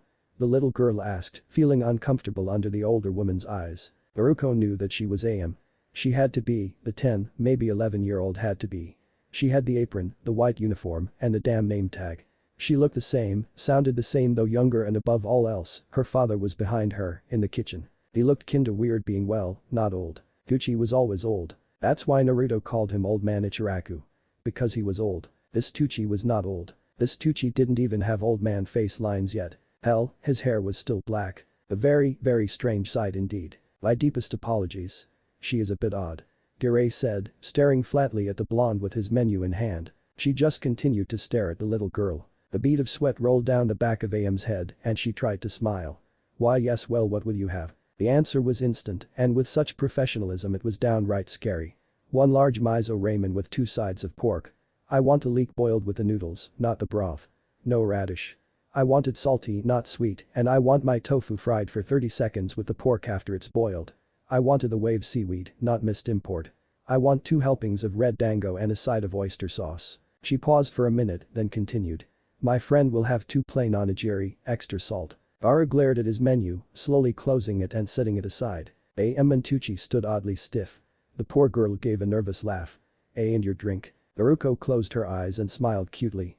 Iced tea. Bere didn't even blink when the blonde suddenly jumped, clutching her leg and wincing. She quickly turned to her friend. What was that for? Bere handed Am his menu, his face blank. I don't know what you're talking about. Bulgare held pleasant conversation with Am about something or other. She was just gathering information anyways. Naruko was in the early throes of her own personal war. She split her chopsticks and the battle had begun. Staring down at the beautiful meal in front of her, Naruko first tested the scent of the food. The ramen of the future was of course much better after Am had been kidnapped and Tucci had been forced to come up with a newer, more perfect ramen with Sakura, Choji, and his help. Even so, Naruko knew what old-school Ichiraku ramen tasted like. Remembering Choji's lesson in tasting, she first took his ladle and dipped it in the broth, carefully tasting it. Perfect. Next, she took her chopsticks and made sure the noodles got a healthy amount of broth on them and leaned over to eat them without making a mess. She chewed, frowning. Also perfect. Pork. Perfect. Tofu. Perfect. Dango. Perfect. The list went on. Naruko sighed, setting her chopsticks over the empty bowl and leaned back, thinking. Am and Tucci couldn't help but gulp. Well. How was it? He asked, feeling nervous. He was the owner of a little shop and had never had such a serious taste tester in his midst before. Bere glared down at his half-eaten onigiri. His appetite lost for some reason. It's perfect. Completely, utterly, and without a doubt perfect. 100% grade A Ichiraku ramen. She said, seeming oddly depressed after declaring the food so delicious. Bere nodded, standing up. Naruko quickly followed after him, waving goodbye at the confused and blushing shop owners as they left. Several minutes passed before the two said anything, and by then they were almost at the academy's doorsteps. Naruko crossed her arms, pouting. Yeah, well I dragged Sasuke to Ichiraku all the time, he would know what it tasted like. Bere eyed him for a moment before turning his attention back at the academy. He never ate that flavor of ramen, if he ate it at all, did he? He asked, nodding when a moment passed and he was met with no answer. It doesn't mean anything. Sasuke was an antisocial jerk, he could have gone there and ordered my ramen flavor behind my back one day. Or he cold stole Tucci's recipe with his Sharingan just to be weird. You never know with him. She groused, sweating a little. Bere remained silent, watching the students pile out of the school one after another for what must have been the lunch break. He didn't see anyone he recognized in Naruto's age range, but then again, if Am's age was anything to go by, then the young Naruto, or any of his classmates, wouldn't be enrolled yet. We should still cover the bases. Who do you know is dead that would still be alive now? He asked, turning towards his friend when a group of kids started to kick a ball around. Naruto bit her cheek for a moment, thinking. Mizuki, Asuma-sensei, and Welgare noticed the blonde look up towards the monument for a moment and understood. Where would they be? He asked. The Kyuubi Jinchuriki threw her arms up in exasperation. I don't know. It's not like I knew them personally, and even if I did, they'd be in their teens right now. Mizuki was a teacher at the academy, but before that I once heard Shikamaru mention that Asuma-sensei used to stay at a temple before coming back to Konoha. I don't even have the slightest clue where that would be. Calm yourself, Naruko did. Getting upset will not help us. I am in even more of a disposition than you. So don't freak out about trying to guess the everyday lives of someone you wouldn't have known as a child. We will simply find someone on our own power, through accident or otherwise. We are shinobi, we will figure this out. Naruko looked away for a minute, thinking. The old man, he's the only one I can think of right now. He would be alive, I know where he is, and we need to find him anyway. Bere sighed, his faux eyebrows knitting together in aggravated thought. Well that would be an easy choice, it is not the best. Gaara paused, an idea coming to him. The person doesn't necessarily have to be dead, just someone that the Uchiha wouldn't know. At least not well. Naruko blinked, turning to her fellow Jinchuriki. Like who? Bere looked up in thought for a moment. What about that pale-eyed girl? Hyuga, I believe. You should know her well enough. Naruko's head tilted to the side. Hinata. Why would I know her well? Bere stared at his female friend. I was under the impression that you two were an item. Naruko's face exploded into a mad blush, rivaling that of even the mentioned Hinata. She quickly turned around, putting her hands on her hips stubbornly. And no. It's not like that. Not at all. She's cute, well, really pretty. What am I saying? She's all quiet and dark and weird. I don't even know her that much. All she does is stutter and blush and pass out whenever she sees me. Well, that was back in the day, but… Naruko turned around, her blush coming back twofold at Garay's blank stare. "What's with that look?" she screeched. "You're laughing at me. Aren't you? You bastard. Stop it." Garay only continued to stare, further infuriating the blonde before he turned around and walked off. "Come then, show me where your dark, weird, and very pretty girlfriend lives." Naruko's face took on a darker shade of red. "You jerk. Don't talk about Hinata that way." Garay nodded. "Of course. Only you have the right to call her pet names." He continued, a certain humor to his voice. "Though I must admit, the imagination you put into them is quite lacking." Naruko quickly caught up with him, raising her fist as though ready to hit him, but growled when she realized that it would only set off the sand and expose them. "Arg. Stop it already." Garay closed his eyes. "Lacking imagination indeed. I pity the poor children you two will have. You'll probably name them after food or something just as trivial." Veins exploded on Naruko's face as she shook with rage. "Was that a shot at me, you jerk? I have a perfectly good name." "Don't start. I could just as easily throw yours in your face." The transformed Reteed sighed, looking up at the clear blue sky. Where did the creativeness you was so famous for go? A depressing thing indeed. The future of your children looks bleak, my friend. Such a heavy burden it is that Hyuga-san will have to carry. TSK, TSK, TSK. God damn it. Knock it off already." Kakashi stared down at the quarreling two, personally amused by their rather loud conversation, but professionally staying quiet and continuing to follow them from behind. He couldn't hear much of what the two had been talking about before, but with the rise of temper came the rise of voice, and he was able to catch more snippets than before. The haddock leaped to the next rooftop, frowning when he heard the female scream out Hyuga. Instantly, it registered in his mind that the two were indeed heading towards the Hyuga estates, and just as soon as he lifted his hand and gave the orders, two of the three Anbu rushed ahead. It was then that Kakashi decided to get closer, as their conversation at hand was of one of Konoha's most regal clans. From that moment onward, it was important that he hear everything that they said. A soft noise was made as he landed on the dirt ground a bit behind them, and the silver-haired teen made a point to quickly transform himself into a middle-aged civilian, as to not be noticed. The shadow clone still on the roof gave a nod to its main body before rushing ahead. Using the skills of any decent shinobi, Kakashi went unseen as he stole a magazine from a stand he passed. The Ashi Hyuga sat calmly in the Hyuga clan's garden. His youngest daughter, Hanabi, was wrapped in a light bundle and resting in his arms, while the other played quietly with the koi in the shallow pond just before him. A branch member sat behind him, reading off yet another document ascertaining to his wife's funeral. "Elders begin introductory dinners. Be silent."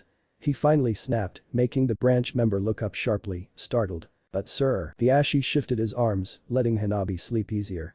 "My wife, the mother of my children, has passed from this world only but a few hours ago. Allow me time to mourn her before you begin to harass me with a trivial search for a replacement," he said sharply. "I have my heirs, I will not remarry." "Sir. I will not remarry." He bit out.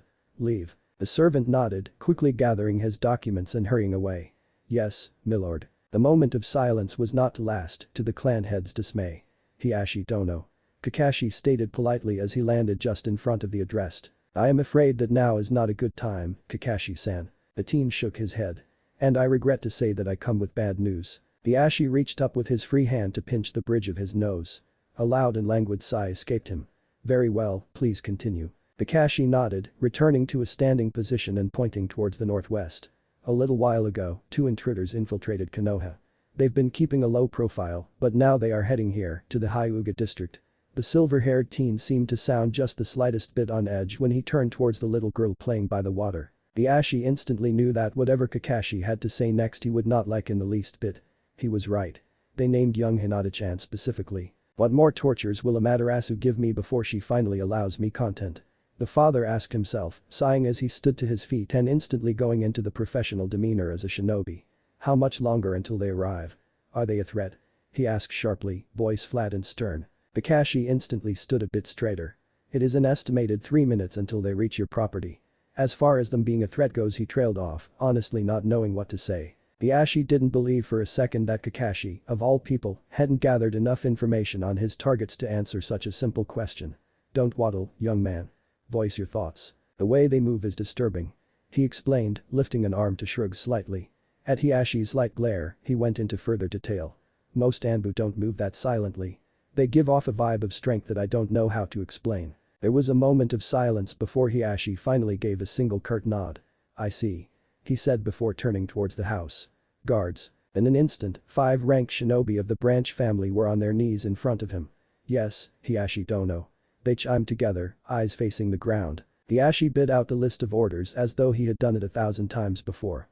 Guard the estates, prepare for infiltration and possible confrontation and hide the children.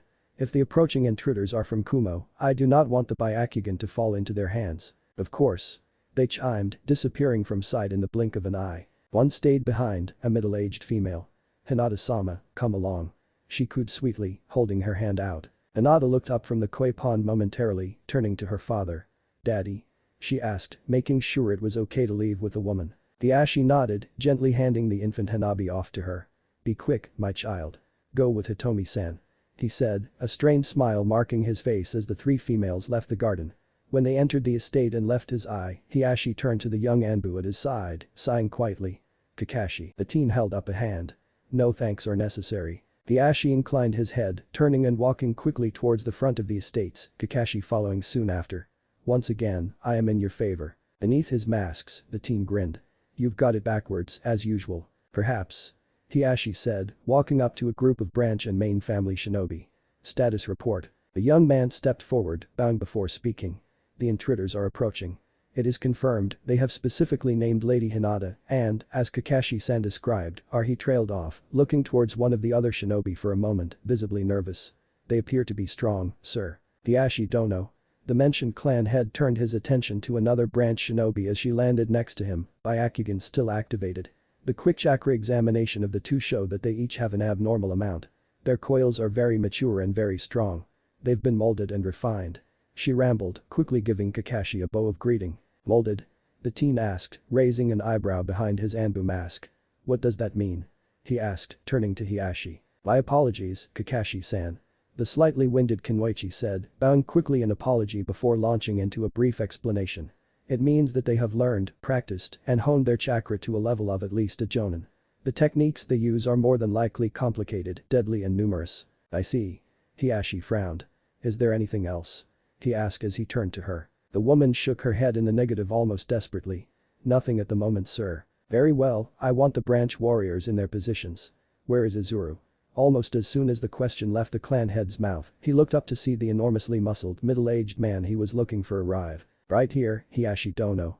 He stated politely, his darkly tanned face falling into a permanent frown. Good, you shall come with me.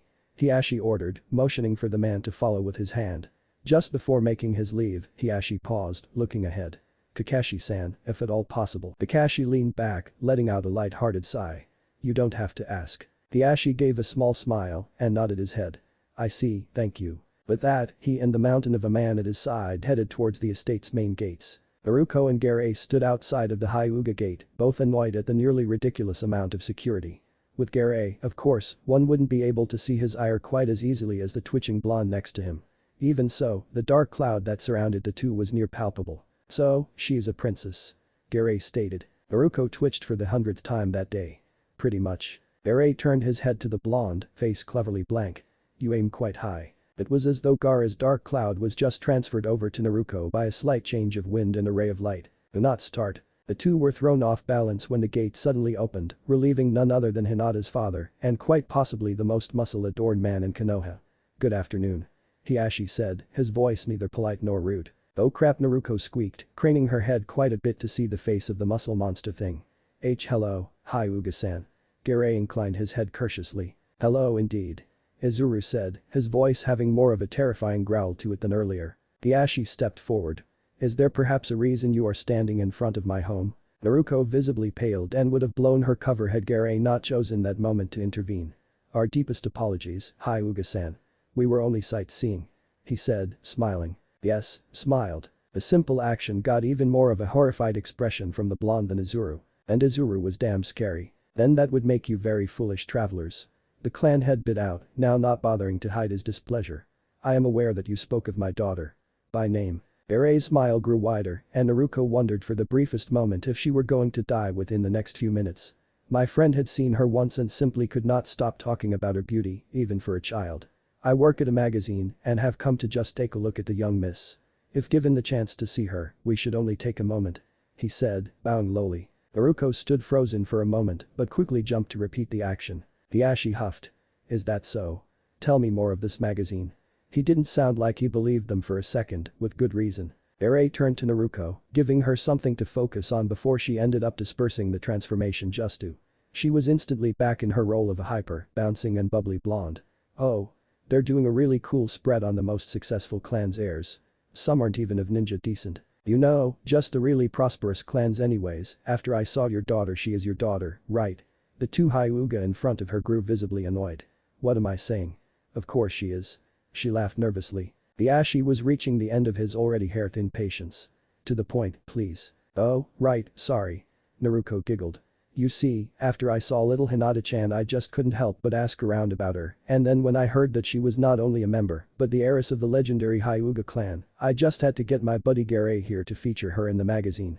His editor said we'd never even get to see her, but I figured that you never know unless you try, right? She asked, clasping her hands in what would be a ice-meltingly cute gesture. Unfortunately for her, Hiashi's glare was a bit colder than ice. I'm sure that if your story is true, you two would have proper identification as employees of this magazine. Ere nodded, reaching into the pocket of his pants. The sand around his hand quickly shifted and transformed into a counterfeit ID badge. Of course. He said, handing the perfect fake to him. Naruko's sweat dropped in embarrassment, momentarily cursing her luck for not getting the handy sand-molding demon when she was a baby. Well, I don't work for the magazine, but I'm pretty much with him. She mumbled, laughing nervously once again. The Ashi stared at it, looking between the badge and the two disguised intruders before him for a moment. The clan head gave a humph of annoyance before handing it back to the young man. I am sorry, but I cannot allow you to see my daughter. He said flatly, Izuru crossing his arms in a wholly intimidating manner next to him. Naruko blinked. Huh? Why? For a moment she almost thought they were going to be let in. The Ashi shook his head once. Her mother passed away during the night. If it were any time other than now, perhaps. But under the circumstances I must ask you two to please leave my property. Naruko paused, standing up a little straighter. Her mother died. The questions were anything but wanted. Yes, my wife has been sick for a very long time. The disease had finally won. He snapped out as rudely. Now if you don't mind. He said as he turned away, nodding to Izuru once before heading back inside. The huge man scowled. Naruko leaped back a good 10 feet. Right. No means no. Right, Gaara, haha. Gaara rolled his eyes at the blonde's actions, but nodded his head towards the gigantic Hyuga before him. We are very sorry to have intruded.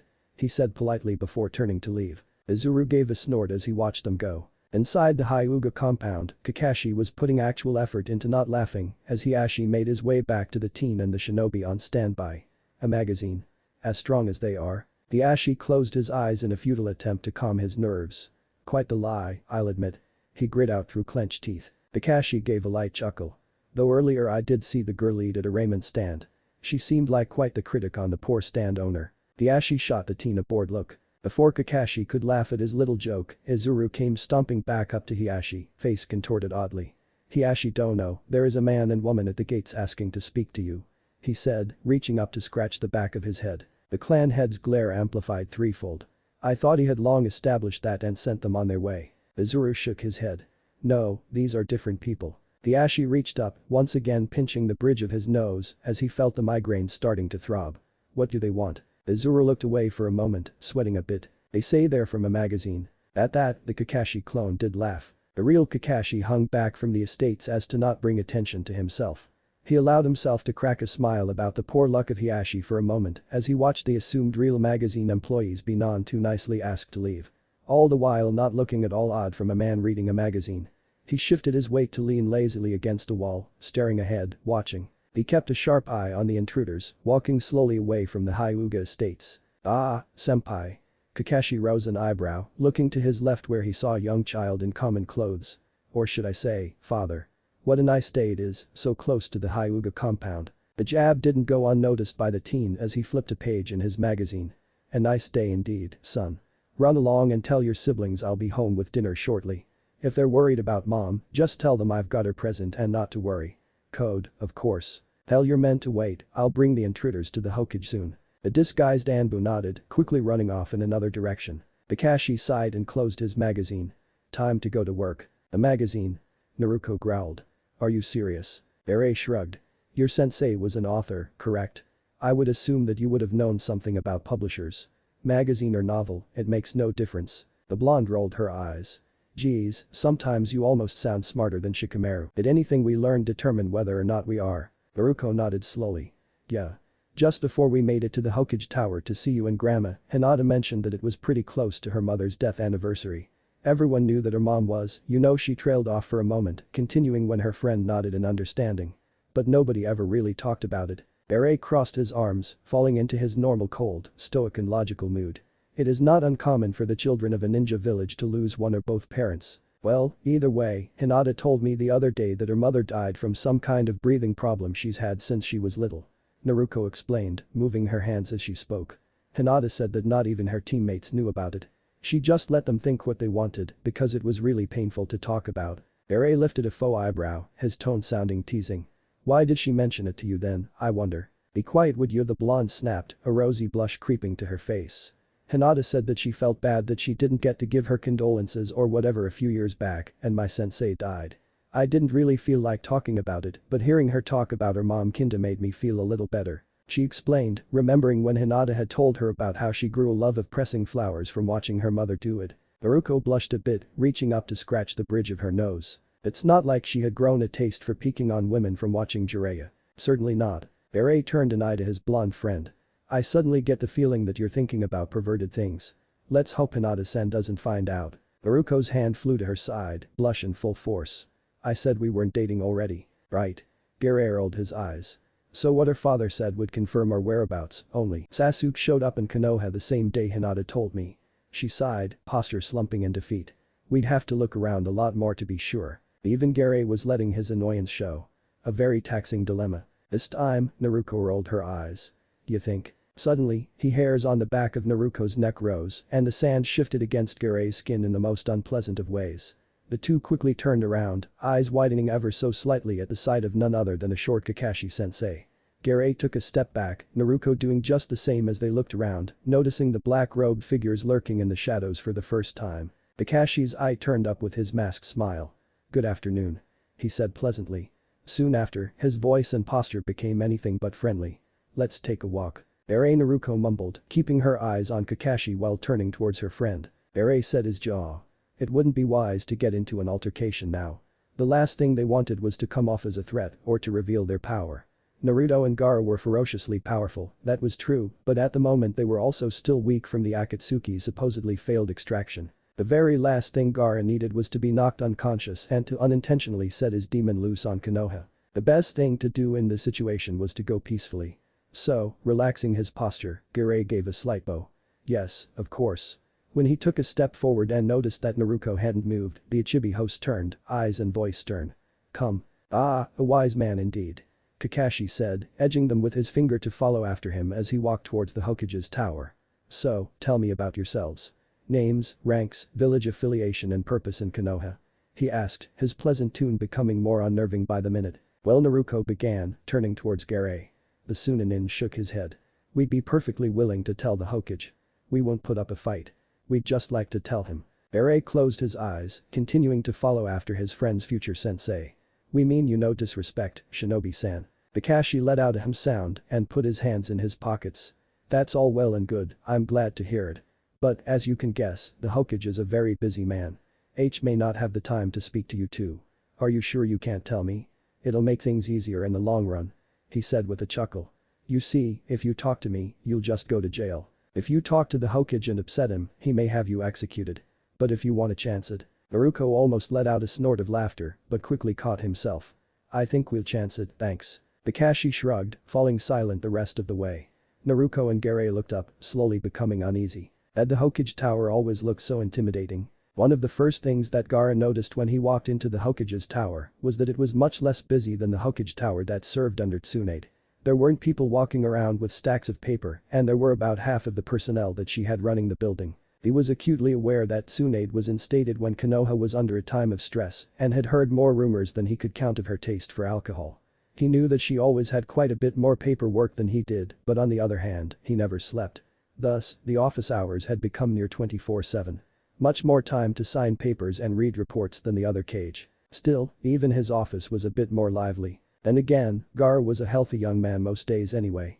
He didn't have a lot of male secretaries and if his siblings were any source of truth, his own tower had been nicknamed the Tower of Gossip. It wasn't exactly a lie, young women did like to talk. A lot. It was his experience gained from listening to his employees that Gaara had a decent understanding of when a girl spoke too much. At the moment, Naruko was really the first girl to ever meet that he would label as a motor mouth. Honestly, she hadn't shut up for the last half hour. Her insistent voice was starting to become even more unbearable than Shukaku. And that was saying something. Finally, Gaara had reached his limit of how many times he could be asked about if lunch tasted good. "Naruko," he said sharply, making Kakashi's head turn slightly. "Shut up." The blonde sweat a bit and closed her mouth. "Haha, a short temper, I'll be fun questioning you later." Gaara closed his eyes, enjoying the silence while it lasted. Kakashi chuckled again. "Not the greatest boyfriend, are you?" he asked, leading them up a flight of stairs. Kakashi blinked when he heard a loud thunk noise behind him. Turning around, he was confused to see the auburn-haired young man's arm out and the blonde girl groaning on the stairs. The haddock blinked, curious why the strange intruder had clotheslined the girl. Kakashi's eye narrowed when Gaara's face literally melted into sand and disappeared against his skin, leaving the paler, more terrifying face of a retard with black-rimmed seafoam eyes and a red tattoo of love kanji on his forehead. His true voice was deeper, more raspy. "Drop the disguise, now," was all he said, bringing his arm back down to his side and taking a step forward. Kakashi watched on as a plume of smoke erupted from the beautiful young woman, leaving a spiky-headed blonde teenager looking nearly the same, only male, and a cold shiver ran down Kakashi's spine as he got a better look at the older teen's face. What the hell was that for? He was the one who said it, not me. Gaara remained silent as he stepped past Kakashi, shooting the startled young man a deadly look, shrouded in civility. "Yes, he was all he said before continuing his way up the stairs. Naruto rubbed his neck, shooting Kakashi a dirty look as he followed after his friend. Kakashi stood there for a moment, shaken. A hand started to make its way to his mouth before he regained his composure and followed after the two enigmas. Sarutobi exhaled a thick cloud of smoke, his old dry lips seeming infinitively older by the firm set of his jaw. The once retired Kage turned around in his seat, looking closely at Kakashi. "Say that again, young man." Kakashi gave another bow, standing up easily and took a breath, repeating his earlier statement. "The two intruders from this morning are outside under the Anbu's watch. They've come peacefully and without incident. They gave no information, saying that they wished to speak directly to you instead." Sarutobi closed his eyes, sharply hitting the wooden pipe against the small ashtray. He said, as though in thought. "And why, Kakashi, is it you think I would want to talk to them? Surely you are aware that I wanted them under arrest and handed to Ibiki?" he asked, not at all pleased. Kakashi nodded, taking a deep breath. "Normally, I would gladly follow your wise order, Hokage-sama," he said, nervous, though he didn't show it. Sarutobi nodded, packing the pipe once again. "And what makes this case so special, I wonder?" the Hokage asked, looking up at the teen sharply. Kakashi cleared his throat. "One of them," he trailed off, not knowing how to put it. "One of them harbors a striking resemblance to him." Sarutobi paused in his ministrations. Slowly bringing his eyes once again up to Kakashi. "Define striking." "Like a twin, sir. Only, he's 17. Sarutobi frowned, closing his eyes once more and slowly returning to prepping his pipe. "Is that right?" he murmured. "What of the other one?" he asked louder, once again sharp and to the point. Kakashi quickly answered. "He's got scary eyes and an even scarier atmosphere, but I don't recognize him. Neither do the Anbu. If the way he's talking to the other one is anything to go by, then he seems to be the leader of the two." Sarutobi nodded, leaning back in his seat. "And their names?" he asked, turning around towards the window. Kakashi cleared his throat. "They didn't provide names, they said that they would tell you." Kakashi watched the back of Sarutobi's chair, seeing the smoke rise from behind it after a moment and couldn't help but gulp after a moment. The Hokage seemed to be in a bad mood already and now Kakashi was relaying negotiations from trespassers to him. The day was quickly looking darker for the young jonin. Finally, after a long silence, Sarutobi's voice was heard from behind the chair. "Send them in." Kakashi gave a stiff deep bow and turned on his heel, walking towards the door and opening it. A moment later, he escorted the two trespassers in. The Hokage turned around to face them, gave a nod, and Kakashi was gone in an instant. The first thing Sarutobi noticed was that Kakashi wasn't lying. The resemblance was disturbing. So the Hokage began, pausing to take a draw from his pipe. "Your names, ranks, village affiliation and reason why you're in my village." Naruto and Gaara turned to one another, nodded, and turned back towards the village leader. "Tsubaku no Gaara, 5th Kazekage of Suna, host of the Ichibi no Shukaku." Naruto didn't give the Hokage a chance to recover from his shock. "Uzumaki Naruto, 2nd named sage of the Myaboku Toads. I am the host of the Kyuubi no Yoko." Where he trailed off, glancing to Gaara, unable to say the words. Gaara gladly finished. "We are from the future." Sarutobi stared at them. For a very long time. Blinked. Then stared some more. For a very, very long time. Gaara wondered if it was a village habit. From the future you say? They nodded. Sarutobi brought the pipe to his mouth, but paused.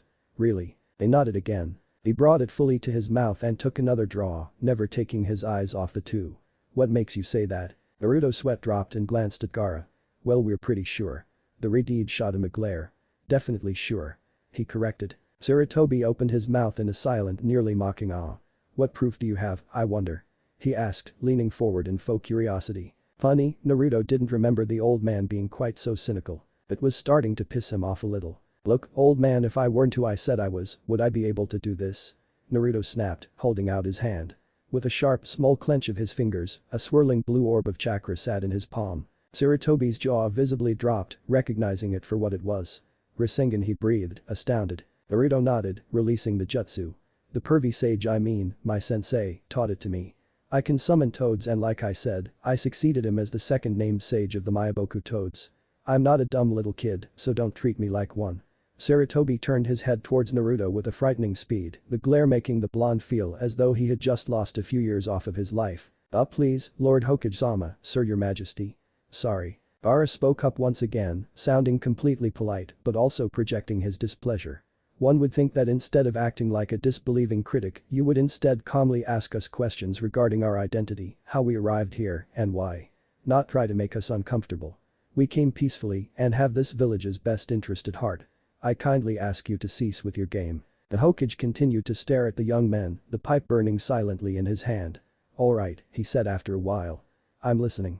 Gaara nodded and started. As I mentioned, I am the future Kazekage of Suna and a Jinchuriki. In our time, the Jinchuriki are being hunted by an illegal organization named Akatsuki. They are a band of S-rank missing nin from scattered shinobi villages and are collecting the Biju in hopes of world domination. Within the last few weeks, Naruto and I have become the only two left. I had come to Konoha to meet with the Godame to discuss the current situation and arrangements for action against Akatsuki, among other political matters. Naruto is a good friend of mine, we met at the Chunin exams 5 years prior. I don't wish to see him captured by the Akatsuki any more than I wish myself to be. To be captured means death. Sarutobi nodded, sighing out a thick cloud of smoke as he mulled over the information. Akatsuki sounds like quite a problem to you then. Carry on. Gaara did exactly that. After the meeting with the Hokage, I left to speak with Naruto about the Akatsuki. We were attacked by them in his own home, the village was left in chaos, and we were taken to their lair. Under the ritual, the Biju collected and came to us with an offer of salvation. We were to swear to one day free them. And in our desperation, we agreed. Naruto nodded, continuing. We woke up and half the place was destroyed and the Akatsuki were gone. We didn't ask questions and just hauled ass out of there before they came back or something. We rushed back to Konoha to make sure everyone was okay and check up on our friends, but when we showed up he trailed off, his hand lifting to express his loss for an explanation. Sarutobi nodded, leaning back in his seat. You were in the past. The old man looked up, thinking. Well, if all 9 of the tailed demons were making a combined effort, I would not be so bold as to dismiss the possibility of this astonishing claim you two are making. He said. Naruto and Gaara nodded. Sarutobi stood for the first time, slowly making his way over towards the two, eyeing them more carefully. Especially Naruto. I must admit, you look very much like young Naruto, but I'm afraid I am a very cautious old man. I will need further verification than simple words. You claim that you are Jinchuriki, show me. He said, leaving the pipe in his mouth and crossing his arms behind his back. Without missing a beat, Gaara closed his eyes. The room fell cold after a moment and when he opened them again, they were the black and gold pinwheels of the Shukaku.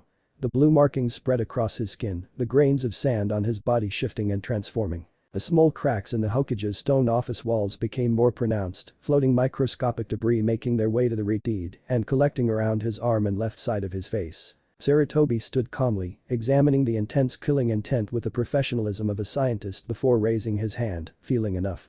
Yes, that is without a doubt the power of the Shukaku. Only once have I felt it and just as with the Kyuubi, it is very hard to forget.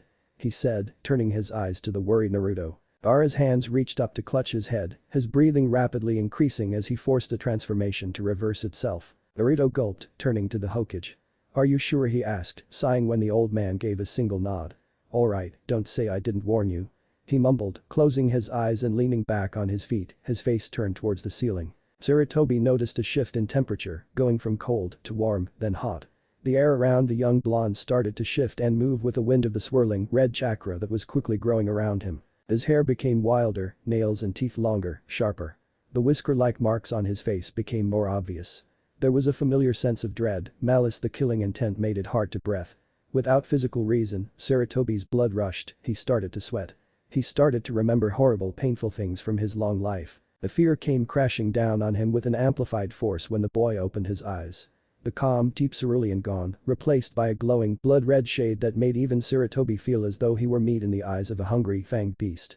The teen opened his mouth, the fangs biting into his lips as he spoke, the wounds just as quickly healing.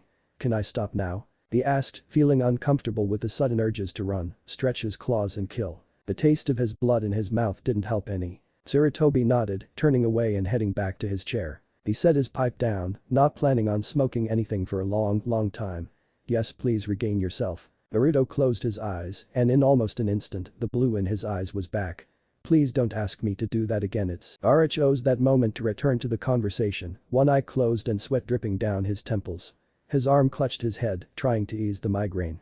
"It's very strenuous on one's sanity," he said, mentally telling the loud raccoon to stuff it. "I can understand," the Hokage said, falling silent for a moment. "Now I won't say that I believe you," Sarutobi raised his hand when he saw Naruto's jaw drop. "But I will tell you that your story does seem much more plausible." Gaara set his jaw, dropping his arm to rest at his side. "That is all we can hope for, after all." Sarutobi nodded, pleased with the response. "Proving what little you have, I will ask you for further verification," he said, knitting his fingers together, staring at them. "I will ask you two to allow yourselves to be peacefully escorted to the torture and interrogation unit. There, you will be held and questioned, and I will see you again once I am given the results of our specialist's finds. Is this a problem?" he asked, looking at them sharply. This time, Gaara was the one who spoke up.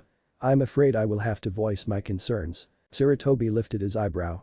"So voice them." Gaara frowned, not in the most pleasant of moods after his little demonstration. "I am Kazekage, more so, I am from another village.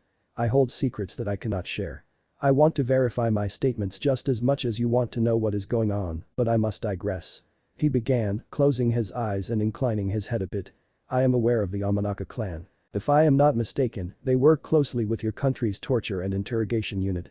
I have seen a few of the techniques firsthand, and I am keenly aware of that clan's ability to not only enter one's mind, but explore it." Naruto bit his lip, realizing the sudden position Gaara was in.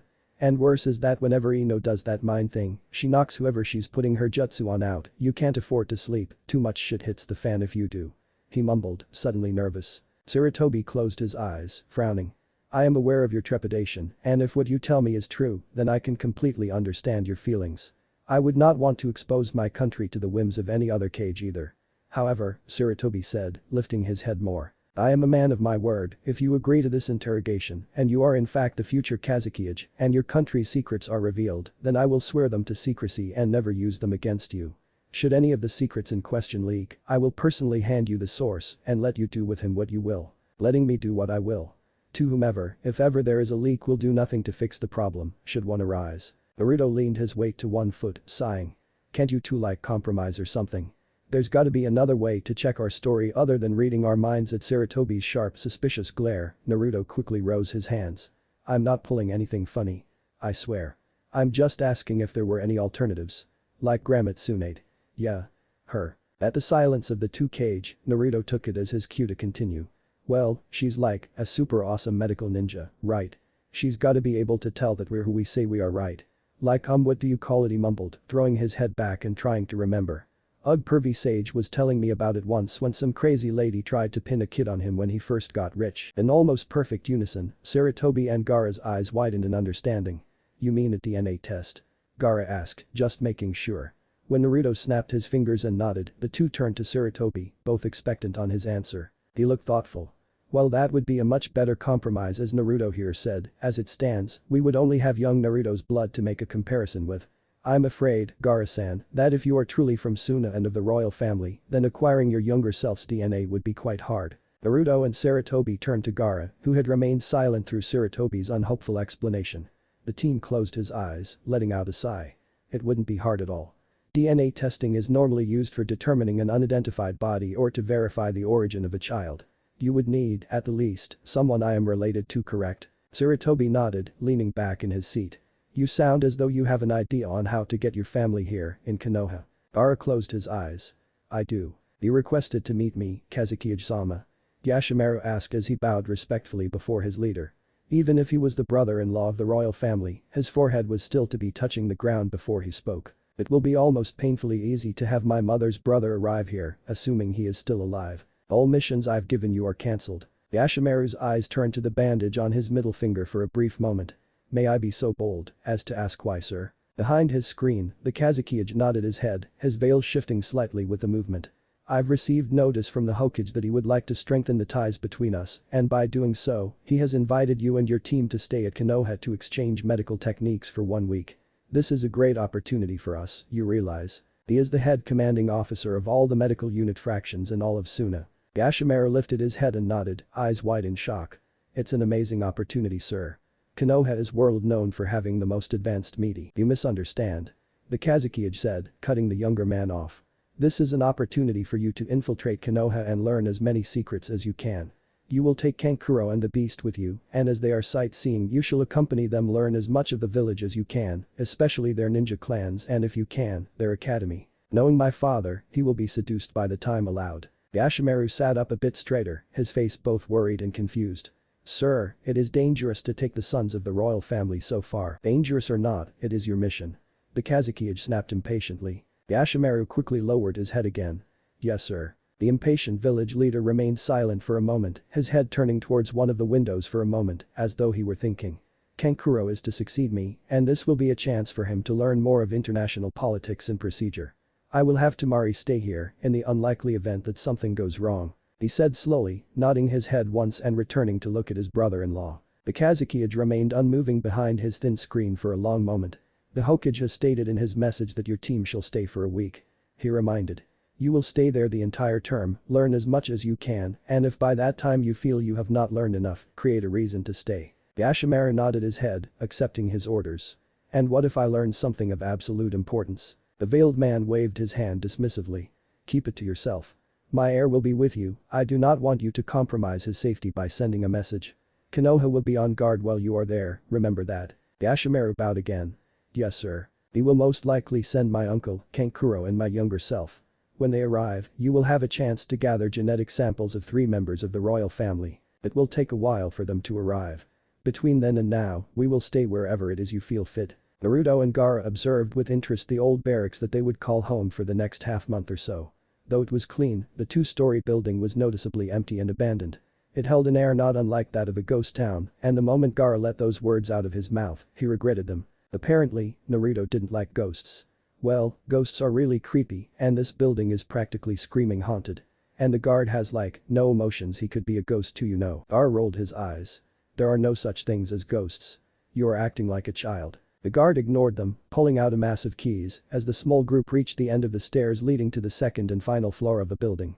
Whereas the first floor consisted of a mess hall and offices, the second floor was where the actual living quarters and bathroom were. The guard stopped and held his keys out, pointing to a large wooden double door. This is the bathroom. It has a public shower and open stalls. There is soap and paper, so you two should be able to get by for now, he said, turning to fully face the boys. With such short notice of you two coming here, the water won't be turned on until tonight. So, unless you absolutely have to use the facilities, I suggest you hold it. The guard used his keys, unlocking the bathroom and showers to show them to the guests.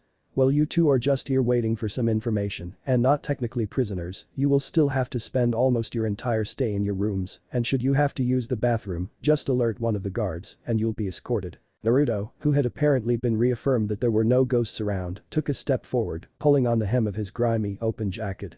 Our clothes are pretty dirty, what do we do when I want to wash them?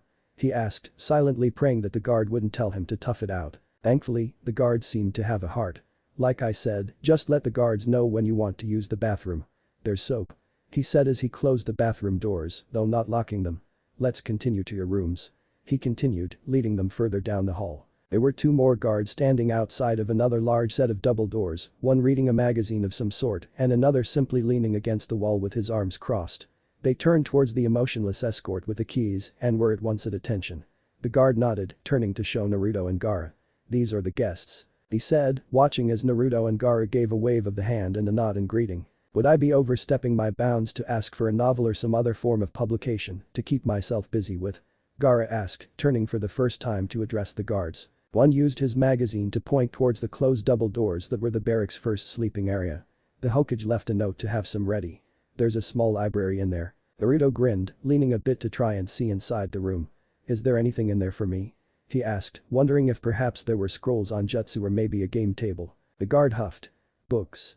He said as he opened his magazine again. Lots of them. Naruto's shoulders sank a bit as they were led into the large room. On their 8th day in the barracks, as the sun started to set, Naruto turned towards the future Kazekage with a serious look on his face. Gaara, Naruto called, staring down at his messy cot. The Redeed turned his eyes away from his book, silently telling the blonde to continue. Naruto glanced up for a moment, then turned away, resting his hands on his hips. I think we should try and save Sasuke. He rushed. Look, I know you don't want to go for it, but I agree with you. Gaara said as he lazily turned back to his book. Naruto paused, eyes widening. He honestly didn't think it would be that easy to convince his friend.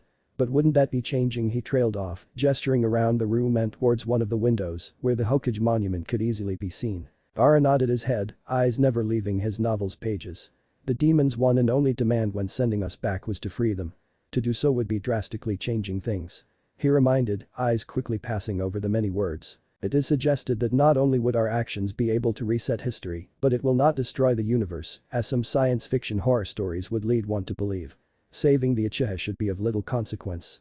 The Kazekage explained, waving one of his hands dismissively. Naruto, now, looked entirely interested as he moved to sit down on his poor excuse of a bed. How are we going to do it?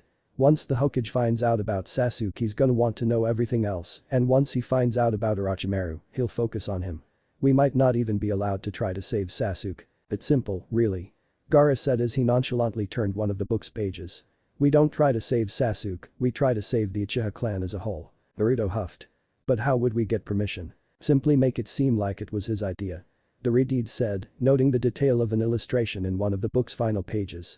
If he gives the order, instead of us asking for it, we will have more time and resources to work with. Gaara closed the novel with a snap. We may even be able to unite you with your younger self. He said, turning to glance at Naruto once again. At Naruto's surprised face, the Redeed continued. You keep staring in the direction of your home. It is easy to tell that you are worried about him and you wish to see him. He explained, standing and walking over to the shelf of books. There was a considerable dent in the amount he hadn't read since his arrival. Naruto cleared his throat, glancing off to the side in embarrassment for having been busted on his thoughts of late. Well yeah, but there's no way he'll allow that. He said, referring to the Hokage. Gaara selected a new book, this one almost twice as long as the last. Oh, ye of little faith. He quipped, returning to his seat on one of the far cots. He glanced straight ahead to one of the windows, the moon starting to make its climb over the tree-topped mountain. Naruto grinned, leaning forward a bit. You've got a plan, don't you? He asked, the twinkle of mischief returning to his eye for the first time since their impromptu return to the past. Gaara nodded as he opened the book, the sliver of a serious mood between the boys, demolished by Naruto's laughter, once he read the impossibly large novel's title. 101 Ways to Get the Girl. Naruto wheezed, actually saying the name aloud sending him into another fit of laughter.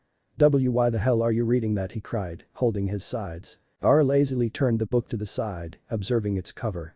I thought perhaps it would allow me to give you tips for when you decided to ride off into the sunset with your Hyuga princess, he replied slyly, returning to the book. Naruto's laughter was brought to a sharp end when his giggling led him to fall off the cot. When the Tsunemetics and the children arrive, it will be best to have an elite and observant shinobi that is not threatening in both personality and appearance to act as their guide. Hello. Welcome to Konohagakure. I will be your guide while you are here. Kakashi said, single eye turned up in a pleasant arc that showed that he was smiling beneath his mask. Gaara nodded politely, curious about the leaf nin. The others did much the same, in a more confident fashion. Yashimaru smiled, stepping forward. My name is Yashimaru, I am the leader of this group and unfortunately will be acting as a translator and am these boys' uncle.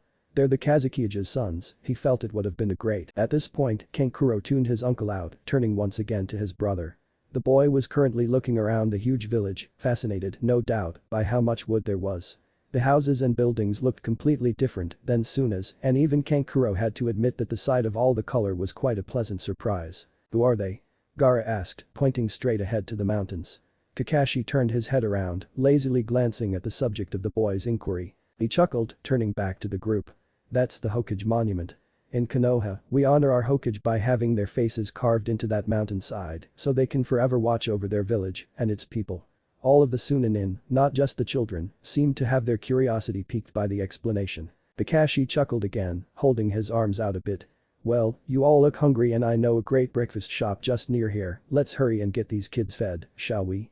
He asked, turning and leading the group away from the village gates. Yashimaru quickly translated for the 4 other members of his team and smiled to the boys, ushering them along to follow after the young, silver-haired shinobi guiding them. After a few minutes, Yashimaru's eyes widened with an idea. Haddock-san, would you be so kind as to have conversation with the boys? They've been learning this country's language and practicing with a native would be a great help. He asked politely, bowing a bit as they walked. The teen smiled beneath his mask. Of course.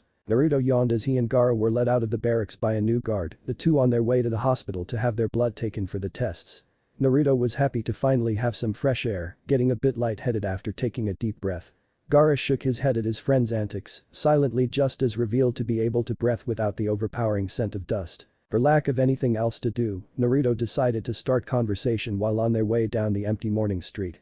Seriously, I just bought these and look at them. He grouched, pointing out every fray and patch of dirt on his semi-clean clothes. The blonde had been able to wash them once in the barracks by use of a shower and bar of soap, and though they didn't reek of sweat and dirt, they still desperately needed detergent. Gaara went unnoticed as he rolled his eyes.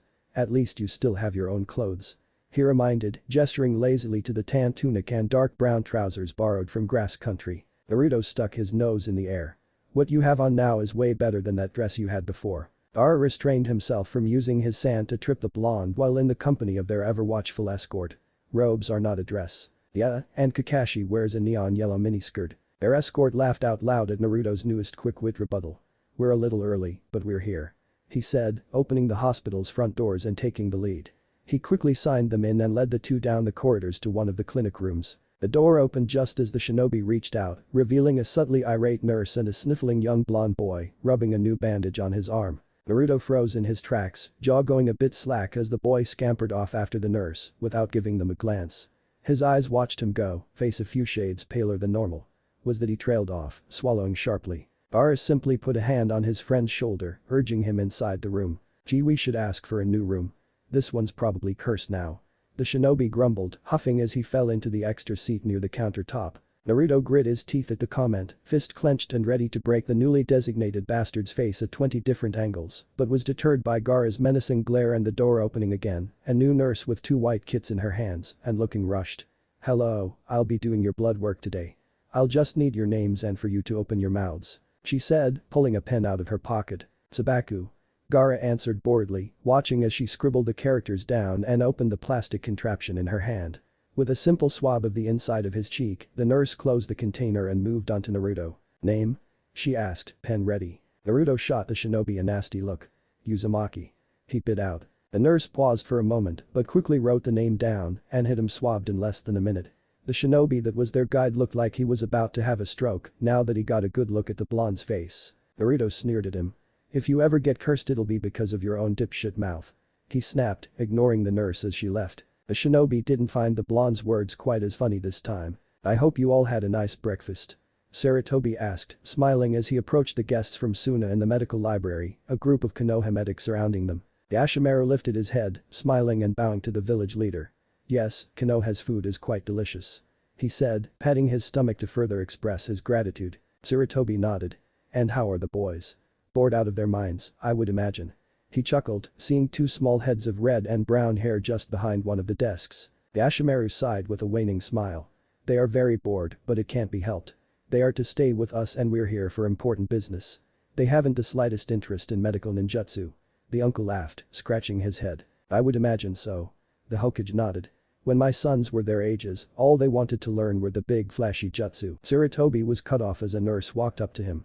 Hokage-sama, we've got the tests back. Yashimaru looked curious for a moment and Saratobi sighed languidly. Excuse me, I'm afraid I have to listen to the doctors tell me to quit my nicotine habits once again. He chuckled, smiling at the Suna shinobi as he left. 2 floors higher and behind locked doors, Saratobi stood in a clean white room, the teenage Naruto and Gaara sitting off to the side. The doctor cleared her throat, grabbing all of their attention. As you know, Hokage-sama, you asked for DNA tests to be done this morning, an absolute priority rush put on them. From the blood we took from Uzumaki Naruto and the cheek swab from Uzumaki-san here a few hours ago, the tests have come back. The doctor shook her head. They're a perfect match. Naruto snorted. Of course. Sarutobi nodded his head, pulse a bit quick. As expected. He said, all kinds of thoughts and questions running through his head. End of the next test? He asked. The nurse nodded. From the cups taken from their breakfasts, we've determined that Sabaku-san here is the nephew of Yashimaru-san, the brother of Sabaku no Kankuro, and a perfect DNA match to Sabaku no Gaara. At first, we thought it was a mistake, and so we retested everything to be sure. She trailed off, shaking her head in disbelief. You realize that this is impossible, right, Hokage-sama? These results say that these two right here, genetically, are those two little children. Gaara closed his eyes. Yes, that was the purpose of the test. Sarutobi cleared his throat, gently taking the results from the nurse. You are hereby sworn to secrecy of these results. To leak this information will be seen as an act of treason. Do you understand? He asked, listing off the normal order given to shinobi. The nurse eyed, nodding. Of course, Hokage-sama. Sarutobi nodded, slipping the papers back into the manila envelope and carefully placing them in his robes. Boys, if you would follow me. He said, watching as they stood at attention. We have much to talk about. The nurse put her hands on her hips and huffed as she watched them go. Figures. The most interesting medical oddity of the decade, and I get sworn to secrecy. You've got a plan, don't you? Boy, Sarutobi sighed, voice holding an impatient tone. You have valuable information that will aid all of Konoha, why don't you tell me? He asked, carefully watching the two as they sat stiffly in their seats just opposite of his desk. When the Hokage is left without a reasonable doubt that we are who we claim, he will begin to ask about future events. Gaara shook his head again. To tell you would eventually change history, and if we were to decide to change anything, then telling you now would forever throw off what we remember, making all of our knowledge useless. He explained, eyes holding the Hokage's even stare. Naruto chewed on his lip, arms crossed as he thought. Well, if we change that one thing, then you know who won't come here and brainwash my teammate. That would save everyone a lot of headaches, Naruto said, turning to Gaara as he finished his thought. The icy glare of promised bloody death that Gaara was giving him actually made Naruto squeak. You will drop hints about the massacre and Orochimaru, try to be as vague as possible. There is little guarantee to that. The Riti bit out. If not your friend, then he would go after someone else with the same ability, and should he succeed, then we would have to deal with an even more powerful menace that neither you, nor your fifth Hokage or even your sensei could kill. In turn, I will start an argument against it. Sarutobi remained silent, quietly listening to them as he jotted down the vague notes. Naruto held his hands up, trying to express his point. But if we do try to fix it and we succeed, then think about all the people we'd save, how much stronger Konoha will be when Akatsuki rolls around, and the blonde quickly bit his tongue, cutting himself off. At this, Sarutobi rose an eyebrow. Akatsuki. The group after you're the old man trailed off, gesturing towards their stomachs. Gaara sighed, but nodded. Yes. They do not make a move on me until nearly 10 years from now, Naruto was sooner, if I'm not mistaken. Naruto nodded. I was 12 when they went after me the first time. He explained, rolling his eyes in an upward motion, showing that he was trying to remember. Sarutobi leaned back in his seat, taking in the information. Would you boys like to hear what I think? The teens paused, watching the Hokage carefully. I think that a large population of this village will soon be killed. Perhaps a large clan with a unique blood trait such as the Hyuga or Uchiha. If it goes well, the Hokage will, to an extent, guess what we are talking about. Naruto and Gaara's eyes flew open at the Hokage's observations, shocked, silent and listening as he continued. I think that there will be few survivors, someone in your age class that you would be friends with. I think that later, years from now, someone will go after this survivor and use some form of mental ignition to get him to run off with this enemy. I think that this enemy will have been incredibly powerful if a Hokage and a Sannin could not overpower him, and I think that this enemy will have a great knowledge of Konoha if he is able to get close enough to this friend of yours enough to plant the seeds that would lead to your friend eventually leaving with the enemy. Sarutobi set his pen down. I think the enemy is Orochimaru and that this friend is Uchiha Sasuke. How Naruto trailed off. Even Gaara was at a loss. How could you determine so much from so little? Sarutobi huffed. I've been a Kage for a long time. Furthermore, Orochimaru is the only one as strong as you've hinted, and as it stands with the Uchiha now. Naruto's eyes narrowed. What about the Uchiha? He asked sharply. Sarutobi sighed. Fugaku, the head of the Uchiha clan, has been odd. He seems antsy, angry and yet worried at the same time. Nervous, if you will. I have had worries that perhaps he and his clan is planning something, and if I am right, it is not something good. At this, Naruto and Gaara looked confused. Sasuke's father? The blonde asked. Sarutobi nodded. He also has another son, Itachi. A very fine shinobi. Sarutobi noticed Naruto's fist and jaw clench at the elder son's name and kept his thoughts to himself. I have asked him to keep an eye on his father, as I am growing a bit worried for the man's health as well. All clan leaders suffer from stress, and I would not like to think that I am assuming the worst of the man if it is in fact that he is in trouble, but unable to come to me about it. He explained, rolling his hands as he spoke. You have assumed correctly, Hokage-sama. Gaara suddenly said, catching Naruto's immediate attention. The Uchiha clan will be completely wiped out save for Uchiha Sasuke and Uchiha Itachi. In our time, it was Itachi who had killed the clan and had run off later, telling Sasuke to one day kill him when he is strong enough. If he does not guess everything, we will confess the rest. Naruto rubbed his forehead, voice almost a grumble. Sasuke pretty much was always obsessed with getting stronger and using his Sharingan and all that. Kakashi-sensei, me and Sakura always tried to be there for him when we actually found out why Sasuke was such an asshole, but Orochimaru put this curse mark thing on him and it wasn't much later after that Sasuke ran off and betrayed everyone to go with Orochimaru. The blonde explained, sighing and leaning back in his seat. Sarutobi frowned. A village leader never liked to hear about one of his citizens being disloyal. Gaara continued after Naruto. I had received reports that Uchiha Sasuke had killed Orochimaru over 4 years later, then 6 months later, killed his brother. Sarutobi almost had to remind himself for a moment that the young man in front of him was a Kazekage and thus would have quickly gotten that sort of information to update his subordinates' bingo books. Naruto turned his eyes away, glancing out one of the large windows of the office. I was there when we found Itachi's body. We had missed Sasuke by seconds, then he trailed off, his voice heavy. Sarutobi closed his eyes, both thinking that he understood why Naruto had reacted so strangely when he had mentioned the Uchiha heir earlier, and truly sad that such a lively boy had to discover such a sight. Gaara cleared his throat, once again reclaiming the attention of the room's occupants. When we were captured by Akatsuki, Sasuke was with them. Sarutobi sat silently for a moment, mulling over the depressing information. The story follows a believable turn of events until its end. Why would Sasuke want to join? The old man's thoughts were interrupted by the blonde Jinchuriki before him. We don't know, but I'm telling you, something had to have happened. There's no way that Sasuke would do something like that without a reason. The sheer conviction and determination in his eyes almost had the Hokage convinced for a moment, which is where I disagree. Gaara, too, had conviction in his eyes, though nowhere near as pleasant as Naruto's amateur belief in his old teammate. The blonde rounded on him, fist clenching without a thought. What? Why you? Sarutobi held a hand up, silencing the Konoha-born time traveler. Voice your thoughts. He said, rolling the hand in Gaara's direction to get him to continue. Irideed nodded. Uchiha Sasuke was a psychologically and emotionally damaged individual.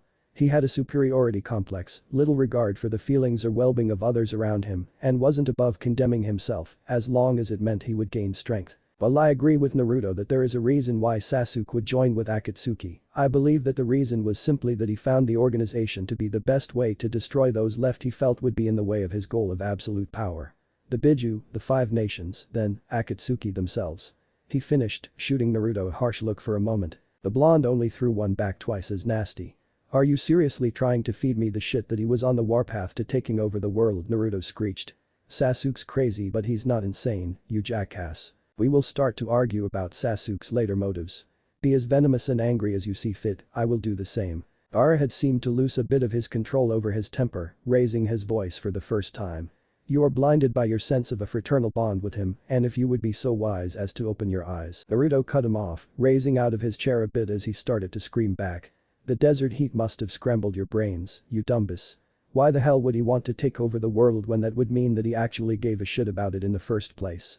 He doesn't care about anything and you just said that. He shouted, almost fully out of his chair. Gaara shook his head, voice continuing to rise as he spoke.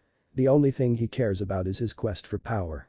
Obliterating the nations would be a clear testimonial to it and would solidify his delusion of complete dominance of all obstacles. Naruto grit his teeth, fists clenched and ready to swing. What the fuck would you know? You fought him once after he had that damn curse on him. You have no idea what he's really like. You boys. Sarutobi barked, slamming his hands down on his desk and instantly being met with silence. Sit down. He ordered, watching as Naruto flew back into his seat. The old man leaned forward, hand smacking his desk again as he spoke. I think we've made it quite clear that you two have incredibly different ideas of what Sasuke is doing in Akatsuki, but you two failed to see the point. He snapped, calming down for a moment as a look of thought rushed over Naruto's face, only to go back to rage a moment later. What point? He's not making any. The orange-clad sage snarled, using both of his arms to point rudely at the Redeed. Gaara huffed. Quite the opposite, I assure you.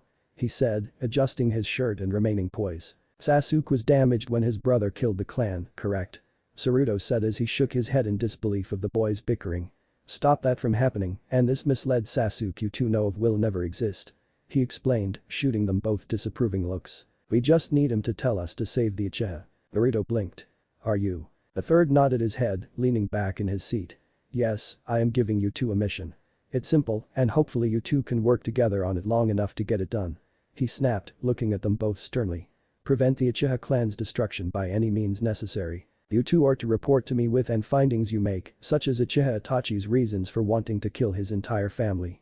He ordered, finalizing it. He will think it was all his idea, and we will be set. Gaara looked confused. Why not simply incarcerate or kill Uchiha Itachi? The look Naruto sent the Hokage said that the blonde had the same idea. As I said earlier, Fugaku is the one acting strange. Find out why. When you do, I am sure you will find out your Itachi's reasons. The Hokage explained slowly, making sure they heard him.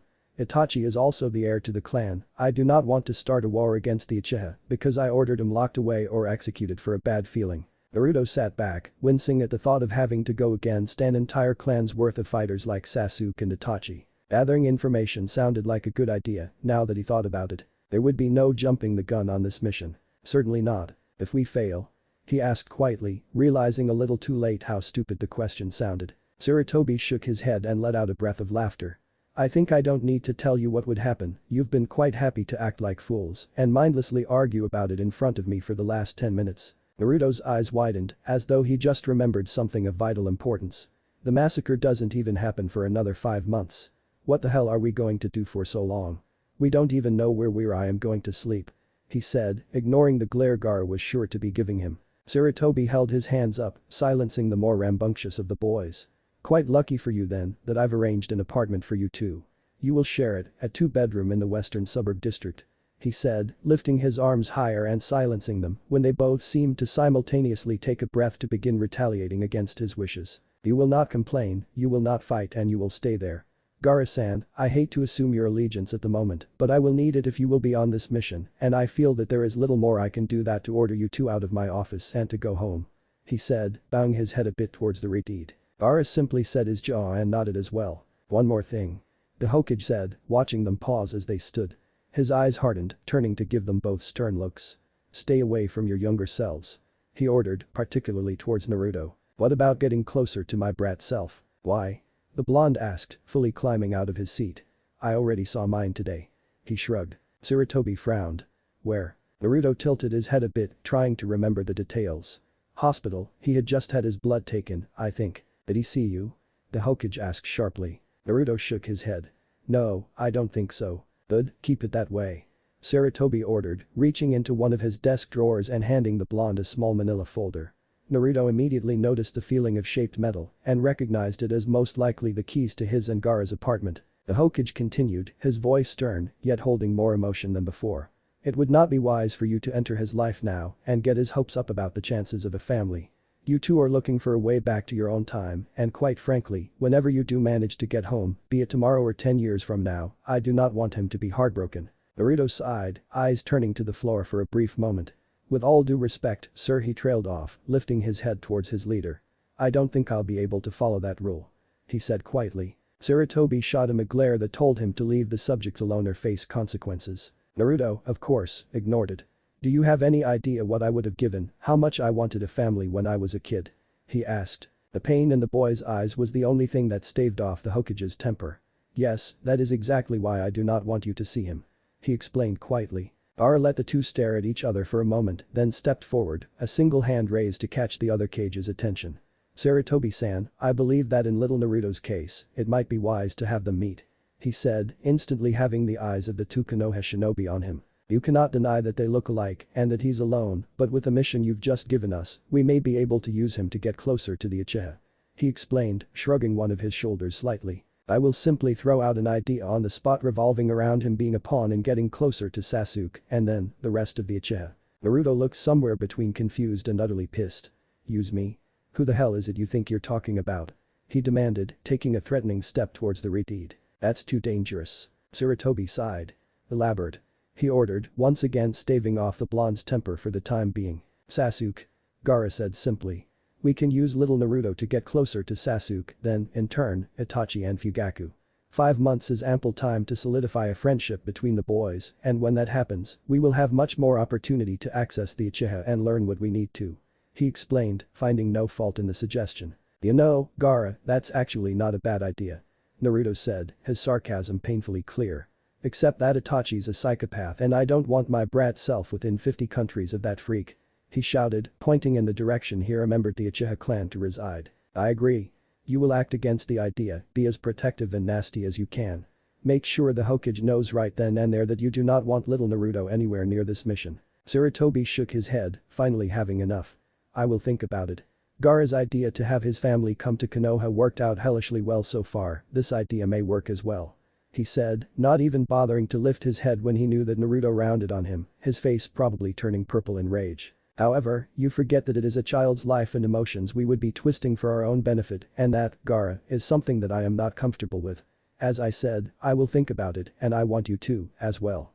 He explained, looking to the Redeed once again to make his point. Gaara nodded his head, leaving the subject alone. If we do that, then how will we get close to him? The Hokage turned towards his drawer again, this time pulling out his much-needed pipe and tobacco. Tomorrow, at 2 in the afternoon, come back here and I will speak to you about my answer. You two think about it as well. Hopefully we will have come up with another tactic by then. He said, waving his hand dismissively. We will, later. It's too soon and too dangerous to have him around. It is best to keep him away for at least a month. I said fucking no. Naruto growled through clenched teeth, rounding on his friend. Itachi's a damn genius, you think he won't figure it out, how would we even explain why we have the same name? Sarutobi paused, turning to look at the blonde as though he were waiting for the punchline to a joke. Gaara just stared at Naruto as though he were a moron. You honestly thought we wouldn't be using an alias? When the blonde's eyes widened, Gaara brought a hand to pinch the bridge of his nose. Naruto, he sighed the blonde's name in exasperation. Naruto threw his arms up. What? I never said I was the fucking smart one. Gaara shook his head as he opened the door and left. How I respect you is beyond me. Naruto jerked the door away from Gaara's grasp, leaving just after him. Say that again, jerk. He snapped, slamming the door without a thought. Sarutobi shook his head, leaving the tobacco out. He had a feeling that a single pipe worth wouldn't be enough to calm his nerves after that conversation. On the ground floor, Naruto and Gaara shared a grin as they exited the building. Naruto grunted as he stepped into the apartment, watching his equally grocery-burdened clone make his way over to the counter and set his load down before rushing back and helping the original. Once the vegetables were out of Naruto's face, he glanced around for Gaara, huffing in annoyance when the teen's ears finally picked up on the sound of the running shower. Naruto returned to the task of setting down the groceries, dismissing the clone when all of the bags were finally set down safely. The grin managed to make its way to his face before long as he reached in and grabbed a bag of cheap candies. Apparently, the flow of currency in the past ran a bit differently than in his time.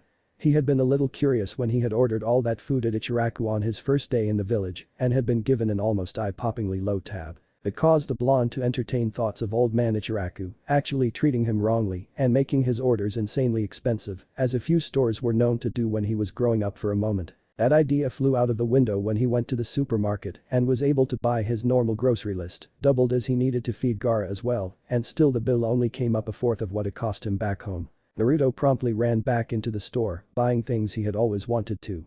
Spaghetti noodles, though he forgot about the tomato sauce. Fresh fruit and some weird yet interesting looking vegetables. He found 3 potted plants, one of them bordering on being a small indoor tree, 2 whole gallons of milk, 1 chocolate, of course, instead of a few small cartons, among other things. And, last but not least, a bag of candy. The Uzumaki grinned in his excitement, opening the bag carefully, almost afraid it would explode on him. Naruto had grown up on other people's funds his whole life. Graduating from the academy and accomplishing a few C-rank missions only went so far as giving him some spare pocket cash that usually only went into his savings anyway.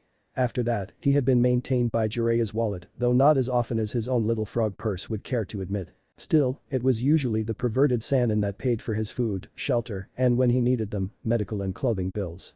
It was the same when he had been staying with the Toads, although he often ended up having to hunt for his own meals, lest he be stuck with some kind of insect gumbo. He shuddered briefly at the memories of choking down Grandma Toad's dragonfly stew. No, Naruto had never been one to have his own money, to buy his own stuff.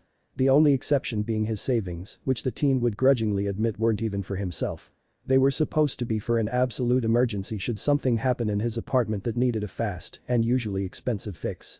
Even though he hated it, he had always been given things. He was given money through the orphan fund, had been given food and clothing from Jiraiya, and had been given a place to lay his head from the toads of Miyaboku Mountain. There had never, ever, been a time when Naruto had ever bought himself something that he wanted, that wouldn't last, and wasn't needed to keep alive, sheltered, or clothed. Naruto had never, ever, bought a piece of candy. He had been given the sweet treats on numerous occasions, be it from Iruka-sensei, Kakashi, Jiraiya, Sakura or any of his other friends, but this was different. He bought it. He could actually afford to buy it. And really, he could even justify his selfishness by claiming that it was some kind of celebratory thing for being given the chance to save the future. Gaara probably wouldn't buy such a lame excuse, but Naruto didn't really care. He just grinned to himself, popping the first treat of many into his mouth. "What are you so happy about?" Gaara asked, walking into the living room dressed once again in his tunic and trousers from grass country, a single towel resting on his head. Naruto's grin only grew, pointing towards the month's supply of food. Gaara didn't exactly look entirely impressed, but when Naruto lifted his wallet, showing off the still quite full funds, the Redeed understood. "Ah," he said simply. "We still must decide on our next plan of action." The Redeed reminded, walking over and inspecting the groceries. "We would only be able to get close to Sasuke," Naruto said, swallowing his treat. "That's if he's alone, too. He's the only one I know for sure without the Sharingan right now." Gaara lifted up some form of plant-like food, never having seen one in his life. "It would be fine as long as either one of us is there whenever Itachi makes an appearance," he said, setting the mystery food aside. Naruto shrugged, his grin fading. "What are you going to do, transform into me? Hell, we can't even transform into kids and go in undercover." He snorted, reaching into his bag and fishing for another fruit flavor. "The Sharingan, it shows chakra to them clear as day, and they can friggin' see when someone's using even an easy jutsu like that." He grumbled, rolling his eyes. The Uchiha really were a pain in the ass. Naruto continued, holding the bag out for Gaara to take a candy. "Even if we somehow got freakishly lucky and he didn't recognize it as a transformation, there's still that little bit about Itachi being able to see that our chakra is way too strong and built up to be just a kid's." He reminded, shrugging when Gaara politely refused, listening to him carefully. "He'll know something's up, then the whole mission will be busted when he attacks." Naruto finished, setting the bag on the counter with the rest of the food. "What makes you think Itachi will attack at all?" Gaara asked, crossing his arms and leaning against the counter. "If we are never around while his Sharingan is activated, then there will be no problem." "You've gotta be kidding me," Naruto grumbled, rolling his eyes. "Let me tell you a little habit that people with Sharingan have," he said, turning to fully face his friend. "If they feel like you've got one eyelash too many, they'll Sharingan your ass to make sure everything is fine.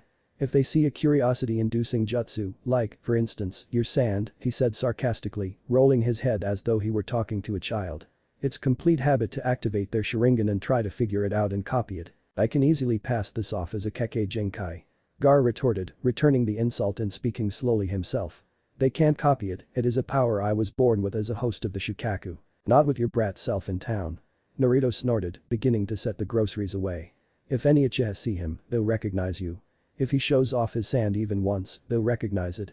Even if they don't make the connection between you and him or guess it's a Keke Genkai, they'll at least know you're from Suna. Hell, if they even see that you've both got the same gourd, they'll be on guard." Naruto huffed, using a package of celery to point towards the gourd resting against the furnished couch. He continued on his rant, opening the fridge and setting the vegetables in its bottom drawers. "That's not even if an Uchiha sees them, that's if anyone sees them and blabs off." Gaara frowned, turning his eye towards the idle mass of compacted sand. "I see you're right," he murmured, fully realizing the trouble his younger self caused by simply being in town. Naruto sighed, his shoulders falling limp. "At this rate we'll never get close to them," he whined, hugging onto a large watermelon in his grief. Gaara blinked, eyes widening almost innocently as an idea struck him. "That's it." When Naruto turned to look at him, still holding onto the large fruit, the Redeed continued. "We don't get close to the Uchiha," he explained simply. "They get close to us." Naruto stared at him for a moment, not yet releasing the melon. "You lost me." Gaara turned towards the living room, picking up his gourd. "I have an idea," he said over his shoulder, not putting the heavy thing on as he made his way with it towards the back rooms. "You do?" Naruto asked, watching his friend disappear behind the wall of the hallway. "Tell me already," he cried, leaning away from the counter. "I'll explain it to you and the Hokage tomorrow." Gaara's voice came from inside his room. "I'm not gonna like it, am I?" Naruto asked, growling in annoyance when he heard a door close. "Hey." True to word, the next day Gaara relayed his idea against the Uchiha to Naruto and the Hokage, not at all surprised by the wide-eyed stares he received from the two. After almost a full 5 minutes of silence, Naruto, of course, had been the one to break it. Gaara, this plan, it's the blonde trailed off, blinking. Neither nor the Hokage were surprised when his face suddenly twisted into one of rage. It's total bullshit. He exploded, instantly going off on the other teen and not at all holding back on making a point of how much he hated the idea. Gaara rested back in his seat, closing his eyes. It's perfect. He countered. Naruto grit his teeth, his mouth opening in preparation to colorfully tell his friend exactly where to shove his perfect little plan. The Hokage cleared his throat, silencing the fight before it started. It's clever. He admitted, ignoring the blonde shriek of outrage. Instead, he turned towards Gaara with a single raised eyebrow. Your tactical skill is quite scary, young man. He murmured, slightly worried. Gaara nodded. I am beginning to agree with you on that, Hokage-san. Naruto stared between the two, face twisted in disbelief. Am I the only one that thinks this is crazy, he demanded, turning towards the old man almost desperately. Hokage-sama. The village leader sighed, shaking his head. Listen, no matter what plan is made, how many steps ahead you calculate, or how well you are prepared, something can and will always go wrong. He explained, watching the blonde deflate a little. It is best to take the plan that has the most chance of success, and so far, this is the best. He said with a finalizing tone to his voice. Naruto let out an almost whine, not believing his ears. But Hokage-sama. It's… Gaara turned his head to one side, eyes still closed. Degrading, debasing, unethical and just plain wrong. He agreed, easily imagining Naruto's face turning purple in his rage. Nothing doing. Naruto shouted, lifting his arms and crossing them in a large dramatic X shape. I refuse. The Hokage huffed, looking at the blonde with a single arched eyebrow. You think you're in any position to refuse? He challenged, knitting his fingers together. Naruto crossed his arms, glaring out the window childishly. You're just acting this way because it'll be you that has to do it. Gaara said, earning the annoyance of the Hokage when his words started Naruto on his tirade again. Exactly. The blonde shouted, rounding on his friend. You're the ex-evil bad guy. Why the hell do I have to do it? Gaara opened his eyes, staring at the blonde in a positively irritating way that Naruto just knew was mocking him. Because I have the jutsu that cannot be copied. He said simply, ignoring the blonde's shaking fist. That's just fucking cheating. Naruto snapped. Rasengan and summoning and sage techniques can't be copied either. He reminded, listing the jutsu off on his fingers. Gaara nodded. Yes, but all of those are offensive jutsu that would not only be out of place in this mission, but would give you away immediately. He said, shooting the other teen down. It's not fair. Naruto finally gave in as he fell back in his chair, though not before jabbing a finger rudely towards the reed. You're not supposed to be the hero. Sarutobi had finally reached his limit and impatiently turned to glare at the blonde. Quit acting like a child. Shinobi will always take missions they don't want. He reminded sternly. I hate to say this, Naruto, but I doubt that there will be a better plan to arise. We've got 5 months. Naruto shrieked desperately.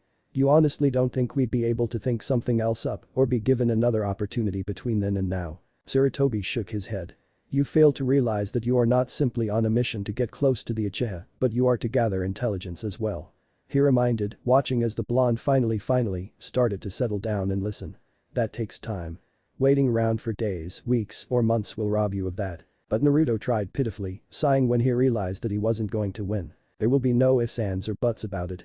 You will do this. Sarutobi said, setting his hand sharply against his desk, not unlike the gavel of a judge. Naruto deflated completely, sighing at his fate. Sarutobi nodded, closing his eyes for a moment and then lifting his head, looking between both of his room's occupants. I have also decided to add another member to this task and make it a full team. He informed, holding a hand up to silence them as Naruto and Gaara both sat up sharply in their seats. It will be better for you two in the long run if you've got someone else aside from me that knows about you and where you're from. He can help you out in a fight should you end up in one on this mission. He knows this era well and even better yet, you know him. Gaara began to sweat. Hokage-sama, he said politely, shaking his head. I don't think it'll be very wise to reveal our identities to. Naruto immediately rounded on him. You be quiet. I'll bet whoever shows up'll have 100 different ideas better'n you. He snarled, earning a poisonous glare from the reed. The blonde just as easily ignored it and turned towards the Hokage, looking almost curious. Who is he? Hada Kakashi. Sarutobi supplied quickly, watching the two relax immediately at his name. He is currently busy on another assignment but has already been briefed. Well, he does have a Sharingan. Gaara relented. He will be a great source of information for what we're facing should we end up in a confrontation with Itachi. The Hokage nodded his head. It is decided then. You have 1 week. I expect you to have Kakashi up to date with this plan and the 3 of you in contact with the Uchiha by the end of then. He said sternly, watching the two nod. Dismissed. You're kidding, this is his mission. Babysitting you? Naruto laughed, crouching down on his spot on one of Konoha's village roofs. He stared down at their newest team member, Kakashi, who was currently holding some kind of conversation with a small retarded child that the blonde immediately recognized as his friend's younger self. Gaara shrugged. So it seems. He muttered as though he were slightly distracted. Is that a teddy bear? Naruto suddenly asked, voice high-pitched in his humor. Dude, that's a teddy bear. He laughed, falling on his back in a fit of giggles. Gaara closed his eyes tightly, sighing in annoyance at his friend's antics. A perfectly normal toy for a child his age. He reminded, turning his attention once again to Kakashi below. Yeah, but you're not. Naruto trailed off, paling when he realized what was about to say. Gaara sent him a glare that told him to shut up now or he would regret it, and Naruto happily agreed. Never mind. He laughed, returning to his position of staring down at his young future sensei. It didn't take long for Gaara to notice the return of the sharpened look in the blonde's eye. What is it? He asked finally, figuring the problem with his friend to have nothing to do with his earlier fight about the planned course of action against the Uchiha. You've been quiet since we left the Hokage's office. It's Naruto trailed off, puffing one of his cheeks in thought. After a moment, he nodded his head down towards Kakashi. The Hokage briefed him without us knowing. Gaara failed to see the point. So, I think the Hokage might have given Kakashi other orders besides watching our backs. He finally said, crossing his arms. Gaara's eyes widened in realization. Probably to watch us, he agreed. Or to make sure we don't make a move to side with Itachi and betray Konoha. Naruto rolled his eyes. Why would we do that? The Shukaku host shrugged. He is just taking precautions. I would do the same in his position. Naruto huffed, agreeing once Gaara put it that way. Still though, why would he think we would need help in a fight? He grouched. You're a damn Kage, and I'm a sage, and on top of that, we're both Jinchuriki. We're plenty strong on our own, and together, the whole Uchiha clan much less Itachi wouldn't stand a chance if it ended up as a brawl. That's without even drawing on our demon's power.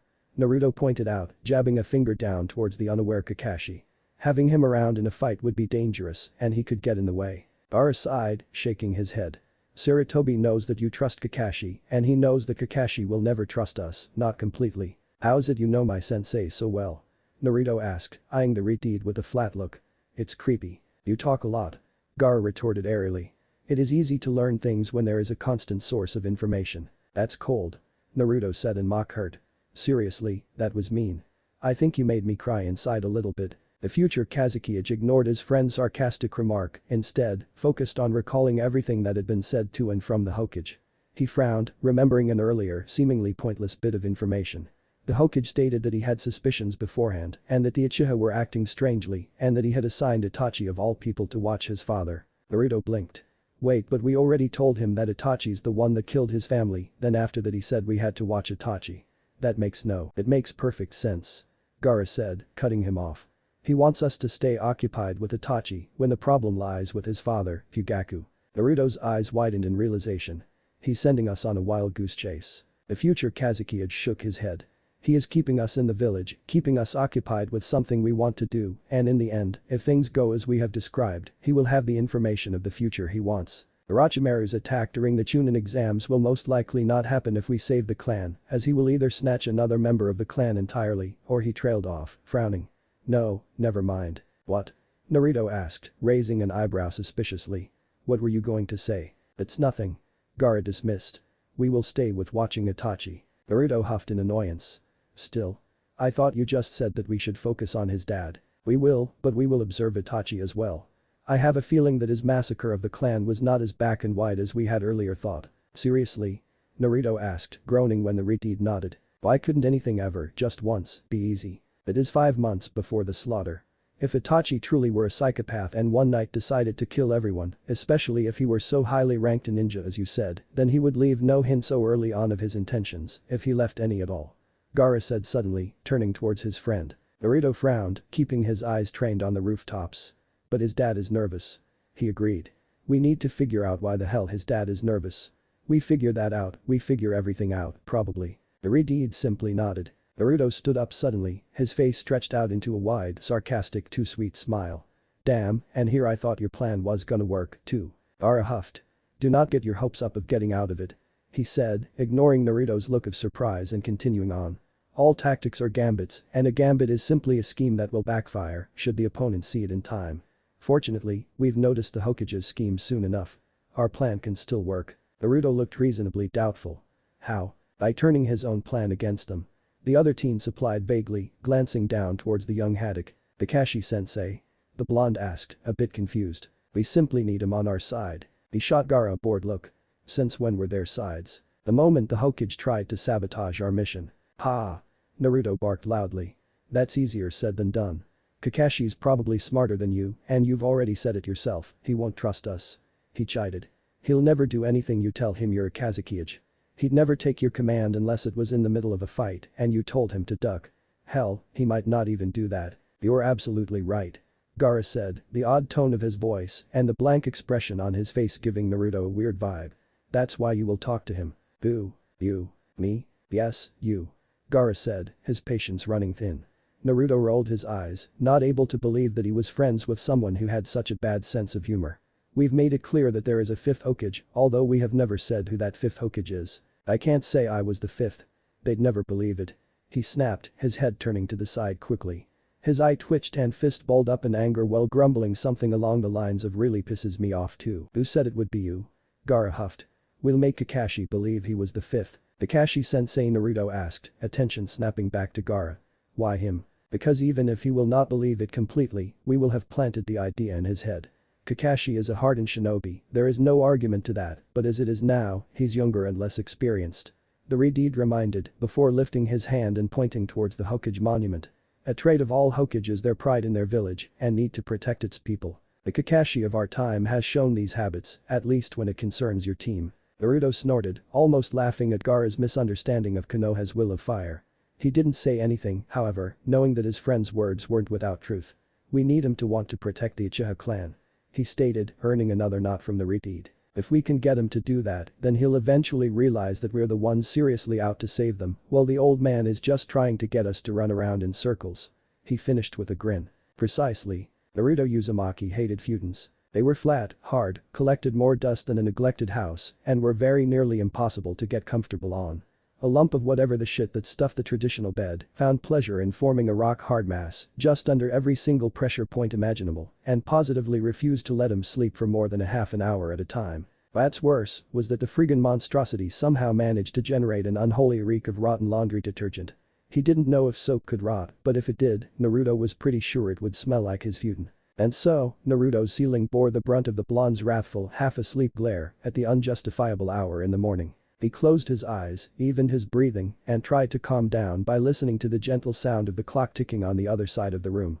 He tossed and turned for a few moments, trying to find a comfortable way to lay on the damned futon.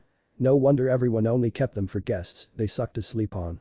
Give him a regular bed any time. But, he had to admit, it was his mind that wouldn't let him sleep, not the narrow, hard futon. It wasn't an uncommon occurrence since he had come to the past. Seemed like since he'd arrived, he'd been worried about everyone back in his own time. Worried about the future Konoha, worried about the Akatsuki, worried about Sasuke, and even worried about Gaara's siblings. Were they okay? Were they dead? Did they even exist anymore, or had that world ended when he was brought to this one? His nerves had been in a state of chaos and confusion since Sasuke and Akatsuki had attacked, and the blonde knew that he hadn't been right since. Nobody would notice right offhand, or maybe they did. Naruto himself didn't really know the full extent of what was wrong with him, so he couldn't be sure. Maybe it was Gaara's constant company. Maybe it was seeing the third Hokage as a real bare-knuckle cunning shinobi and not a smiling old man from his memories. Maybe it was being presented with a chance to change the future. Maybe it was the fact that he had made a pact with the demons. Maybe it was that he was suddenly almost totally alone again. Maybe it was his not knowing how his friends were in the future. Maybe it was a lot of things. Naruto clutched his pillow a bit harder. Thinking about all of it made him unable to sleep. And being awake made him think about it. Thinking about it put him in a really bad mood. Tack. But the blonde rolled over and glared up at his roof, tongue clicking in comical annoyance. Now what? He grumbled to himself, easily ignoring the aches and pains his body suffered from sleeping on such an uncomfortable mattress. Instead, he focused his attention on his roof, where he could feel Kakashi's chakra faintly emanating above. The bastard was just over him, slightly to the left. Naruto, having just been woken up for the umpteenth time and therefore not in the greatest of moods or having the best common sense at the moment, actually entertained the thought of throwing a kunai through the wood, plaster and shingle barrier and straight through the stomping foot of his teenage future sensei. No, what was he thinking? He couldn't do that to Kakashi. Laying on the floor and still in zombie mode as he was, he wouldn't be able to create enough thrust to make the little iron weapon blast cleanly through the thick and heavy wood and tiles fast enough to hit Kakashi's foot. Knowing his luck, Kakashi would assume he were being ambushed, attack the still half-asleep blonde, and then proceed to run to the Hokage and spew some sort of paranoid nonsense about one Naruto Arashi Uzumaki being a liar and a traitor, and that was only if Naruto was left alive. He'd never understand that he was being kindly told to get the hell off his roof. Not that Kakashi would kill him. Oh no. Gaara would do that himself and make a bloody show of it. Literally. If his red-deeded friend came to discover that Naruto had done something so stupid just to amuse his own curiosity after only just managing to have the Hokage release them, not even Naruto thought he'd survive the shitstorm that would come soon after. Naruto's scowl deepened as he heard the almost silent yet equally deafening skiffs of his to-be-sensei's shoes hitting his roof again. The blonde tilted his head to the side, pondering. If he used Sage Chakra, then he'd probably be able to get through the reinforced roof and the kunai'd get Kakashi for sure. All without having to get up, no less. On the other hand, the kunai'd probably cut the future perv in half, too. Decisions. Tack. Naruto scowled, veins bulged and eyes twitched. What the hell was Kakashi doing? Even if he were half dead and missing a limb or two, Kakashi wouldn't ever be that loud. Naruto didn't think Kakashi could be that loud, even if he tried. Hell, his chakra leaking out for Naruto to feel it at all was testament enough that something wasn't right. The blonde tilted his head to the other side, pondering some more. Maybe the perv was caught peeking on some girls, Kunoichi even, and they threw a kunai through his foot. Naruto snorted at the thought. Another tack. And his annoyance grew again. What was that idiot doing? Tap dancing. Naruto rose an eyebrow at the mental images that came to mind and suppressed the urge to laugh. The tired teen wondering if perhaps since this Kakashi was around his age, was therefore younger and stupider, he would actually do something that pea-brained and actually be dumb enough to get a kunai between the toes for his perverted efforts. Kakashi nearly getting his foot lopped off because he was idiot enough to peep on girls and get caught. Naruto huffed again. He'd pay to see that. As he returned more and more into the world of the awake, the reluctant time traveler remembered that he was, in fact, supposed to get Kakashi to believe that he were his Hokage in order for another one of Gaara's stupid, yet annoyingly good, plans to work. Naruto yawned, stopping his more unsound thoughts. When finally managing to resolve himself to wake up completely before he decided to let Kakashi know he was aware of his presence, he sighed and sat up. One hand supported his weight, the other scratched his mess of hair while he blinked away the last of his drowsiness. I'm awake now, thanks to you and your lead feet. He called out, throwing his pillow easily up at the roof where he knew Kakashi to be. A moment later, the teen turned his head towards the window. His face, marred with the marks of his pillowcase's folds and unusually large bags under his not too happy eyes, added onto the effect of letting any moron know he wasn't in any mood to be awake at the ungodly hour of 5:13 in the morning. Kakashi's head popped into view through the glass, single eye looking curiously at the blonde from its upside-down position. "Light sleeper?" he asked, feet firmly latched to the small overhang of the apartment's roof. Naruto's face fell deadpan. "What the hell? You wake me up and don't even say good morning?" he asked, wiggling the stiffness out of his fingers and toes. "Why are you here anyways?" Kakashi tilted his head to the side, his single eye looking a bit more serious. "I've only got an hour to talk with you and your friend." "Where is he?" Naruto snorted loudly. If you would have knocked on the door, he would have answered. He gripped, pulling the blanket off of himself and moving to stand up. "Now get out of my window. I don't need you to peep on me while I dress." Of what little bit of Kakashi's face was visible, one could easily tell that he was thoroughly disgusted by the blonde's words just before he vanished. Not 5 minutes later, Naruto's face was twisted into an even more powerful expression of repulsion. Gaara sat at the small table, not bothering to look at his suspiciously silent roommate or the interestingly distant Kakashi, who had gone through the effort to sit as far as possible in the living room while still able to speak at a comfortable volume. Naruto stared at the plate of food Gaara had been preparing while he had been busy mulling over whether or not to put a hole in his roof. The corner of his mouth twitched, eyes furrowed in complete mysticism. He reached out with his fork, poking the thing that took up space on his plate, and gulped. Was that a tongue? Yes. Yes it was. Naruto dared to wonder why it looked fried, seasoned, and placed between 2 slices of toast next to his now not so appetizing eggs and fruit. It was almost as if Gaara expected him to eat it or something. Where Naruto trailed off, swallowing down the urge to retch.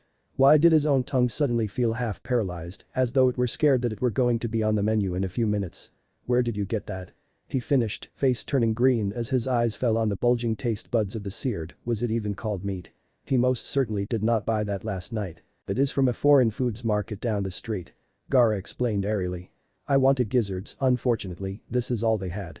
He finished, biting into his own tongue sandwich. Naruto's body jerked in a dry heave and a hand quickly reached to cover his mouth. Well, this is an interesting insight as soon as breakfast menu, Kakashi said, clearing his throat as he, too, tried to keep his own morning meal down, albeit more discreetly than Naruto.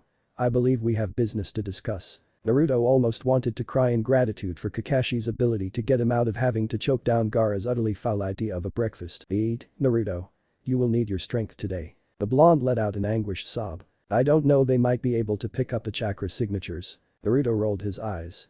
It's better than the other option. I agree, Kakashi-san. Thank you, Gaara. Naruto grouched, turning towards Kakashi in patient expectancy. The Haddock shook his head. The Sharingan would know that it's not normal. You won't have to get around a Sharingan if it's never activated. What's so suspicious about a perfectly normal animal for this region to sneak into a house? There's a canal not even half a mile from here, it's perfectly believable. Yes, but Gaara's eye jutsu is silent and malleable. A toad croaking this early in the morning would draw attention. Kakashi explained. Naruto rolled his eyes. Are you insulting me on purpose? My toads aren't like regular toads. If I tell them to be quiet, they will. They speak. They understand my words, damn it. It's not hard to get. The blonde ranted. Fine. Kakashi sighed in irritation, washing his hands of the argument. We'll go with the toad, but if anything goes wrong, we'll switch to Ga. Naruto didn't even give his future sensei enough time to finish his sentence before he bit his thumb, licking the side of his mouth to clean a small smudge of wayward blood. His hands flew through the familiar hand signs as he leaned over, his fingers just finishing the intricate dance of the summoning jutsu just before they slammed down on the earth. A plum of chakra-born smoke erupted from where his palms rested, and Naruto stood with a proud grin as the outline of a small, normal-sized toad emerged. The smirk shattered quickly when he saw the familiar blue and orange patterns that identified the amphibian as none other than Gamakichi. The small baby frog turned slowly, looking about the woodland area with fear. Where am I? It asked itself, jumping away in fear when it noticed the three tall, looming figures around him. Gaara turned towards Naruto, face contorted into something resembling confusion. What happened? He asked, his frown deepening when Naruto shook his head. Kakashi remained carefully silent, observing the scene and summoning with his Sharingan. Naruto shot them both a glare and squatted down to look better at the tiny toad, putting on a pleasant smile. Hello, Gamakichi, right? The toad took an awkward hop back. My daddy told me not to talk to strangers. It cried like a bratty 3-year-old. Naruto's eyebrow twitched. I summoned you, so I'm not a stranger, right? I signed the contract. Gamakichi didn't look convinced. Liar. He croaked loudly. Whenever there's a new contract, Grams and Gramps tells everyone. You're a stranger. I'm telling my paw on you. Why you little, Naruto growled, reaching out to snatch the small toad, only to miss when the anuran dismissed itself, leaving only a small wisp of smoke in its wake. Damn it. He cursed, returning to his feet and putting his hands on his hips to think. Kakashi frowned. Can't say I wasn't expecting that. You haven't signed any contracts in this timeline yet, so they don't know you. Oh, shut up. At least I found out about this now instead of in the middle of a fight when it could have killed me. Gra. Great. Now I have to go to Myaboku Mountain and explain this shit all over again to the elder toads. Naruto trailed off, grumbling about his newfound issues with one of his major jutsu. The unmasked Anbu captain shook his head, leaping up into one of the higher tree branches, gaining a clear view of the Uchiha estates just beyond the tree line. It's not like we were depending completely on it. Even if Gaara's jutsu fails, I have a few that will work. We're not in trouble yet. He explained, watching as Naruto silently landed just next to him on another branch, attention tuned to him as any other student would their teacher. Kakashi had to admit the attention was a little weird. Beneath them, now resting against the trunk, sat Gaara. One hand occupied with forming a seal, the other's fingers covering his closed left eye. The skin between where his eyebrows would have been was furrowed in concentration, and after a long moment, he spoke. The mother is in the shower. The blush spread across Naruto's face. He quickly willed it away, ignoring the images that came to mind. What about Sasuke's dad? Naruto asked, mentally checking off the Uchiha matriarch's location. He is in the shower with her. Gaara replied dryly. Need I elaborate? The Uzumaki reached a hand up, covering his face. No. He didn't even want to picture what the pervy sage would say or do if he were here with him. Can you find Sasuke and Itachi? Gaara shifted his hand slightly, watching his third eyes travel down the neat and clean wooden halls of the Uchiha clan's main house. Dissolving, sliding under doors and reforming over and over again through the many rooms of the home was no strain on his chakra, though it did take time. Finally, after 10 long minutes, his efforts reached fruition. I have found Sasuke. He informed, voice a bit more serious, if possible. He is asleep. Kakashi frowned at the sand shinobi skill. In another time, place and under different circumstances, he would probably be incredibly intrigued. As it were now, however, he had yet to come to peace with them not being labeled as intruders and could only see such an ability as a problem should it be used against him or the Hokage instead of a valuable tool. His thoughts didn't leak into his voice of false impression. Itachi should be somewhere close by. He offered, leaning his weight to one hip. He was getting short on time and honestly didn't want to exert the effort or chakra needed to send a shadow clone out ahead of him to watch the visiting Tsunametics. Naruto crossed his arms, falling into a sitting position on his branch. You've already gone through almost all the rooms in the whole house, maybe he's off training somewhere. He wondered aloud, turning towards Kakashi. The ever-aloof teen shrugged. All I know is that he's not on assignment right now. Eyes. Gaara called from below. He is in the kitchen. He appears to be getting ready to leave. The Redeed commented, releasing his jutsu. Naruto huffed, slipping from his branch and falling to stand just next to his friend. A moment later, Kakashi was at their side, staring ahead towards the Uchiha complex. Now that we've got his location confirmed, I'll leave you two with this, he said, handing Naruto a slip of paper. Naruto glanced over the scribbled words, face showing genuine shock. You got this already? He asked, both shocked and sickened. The Hokage gave us a whole week to find him. How'd you do it in a single day? Kakashi shrugged. I've got connections. He said aloofly. This is where I leave you to make the preparations. I'll see you by the Eastern Canal Pass in 4 hours. He said finally, vanishing in an instant. When Gaara turned to Naruto, the blonde teen sighed in annoyance. Yeah, I'm going. He muttered, slipping the paper in his pocket and vanishing in much the same way as Kakashi. When he next appeared, the blonde was a good half-kilometer west of where he and the other members of his team had just been. He landed on the random rooftop with practiced accuracy, instantly recognizing his location and leaping off again further west. His eyes turned towards the Hokage monument, a small grin coming to his lips as the sunlight hit the faces, marking it as time for the rest of the village to wake up. Another leap and landing later, Naruto found himself on one of the less popular market streets. To his left, a not entirely charming young lady sent him a lustful look, making sure to give him a good view of her legs, while blowing him a kiss. The blonde frowned, not at all impressed as he made his way over to her. The young brunette, almost 5 years his senior, grinned as he approached. Her fingers traced the too low hem of her blouse, lips pursed in a show of skilled seduction practice. "What's a painfully good-looking guy like you doing in a place like this so early in the morning?" She cooed, stepping away from her perch against an alley wall. "Have a wild dream and want it to come true?" she asked, eyes trailing over his body shamelessly. It wasn't every day that she, or any other girl in her profession, got the chance to have a little fun with a shinobi that wasn't missing an arm or a leg or covered head to toe in hideous scars, after all. Naruto scowled at her, feeling thoroughly violated by her eyes, even though he remained fully dressed. "No," he said, firm and flat voice instantly telling the girl that he was there for business and not pleasure. The young woman frowned, leaning back and returning to her spot against the wall. "Then get out of the way, you're costing me money." Pulling out his still stuffed frog wallet, the teen sighed. "I need information," he said, shaking the comical frog and letting the jingle of the coin seduce the young woman into a grin. "If the price is right," the young woman said, reaching out to trace her fingers against his chest. Naruto's scowl deepened, and the working girl's grin widened. "I'll tell you anything you want me to," she said, slipping what would have been an enticing moan into her little declaration. Naruto handed her the slip of paper Kakashi had handed to him. "I need this." The woman's jaw went slack as she glanced at the parchment's contents. "Why yeah, this way," she said, leading him down the alley. "You're late." Naruto grunted as he landed, dropping his heavy burden. The blonde turned to glare poison at Gaara, a blush on his face he didn't think he was going to lose for a solid week. "You try bartering with prostitutes. Do you have any idea how dirty I feel right now? Half of them wouldn't even accept my money." That caught Gaara's attention.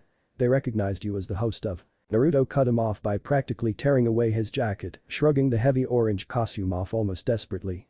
"I wish, damn it," he snarled, hastily stripping himself of his pants. "They wanted favors," he continued, reaching into his bundle and pulling out a black and white striped outfit. Gaara rolled his eyes as Naruto dressed himself. "Whores offer themselves free of charge, and you turn them down like a gentleman," he said blandly, glancing around the woodland area.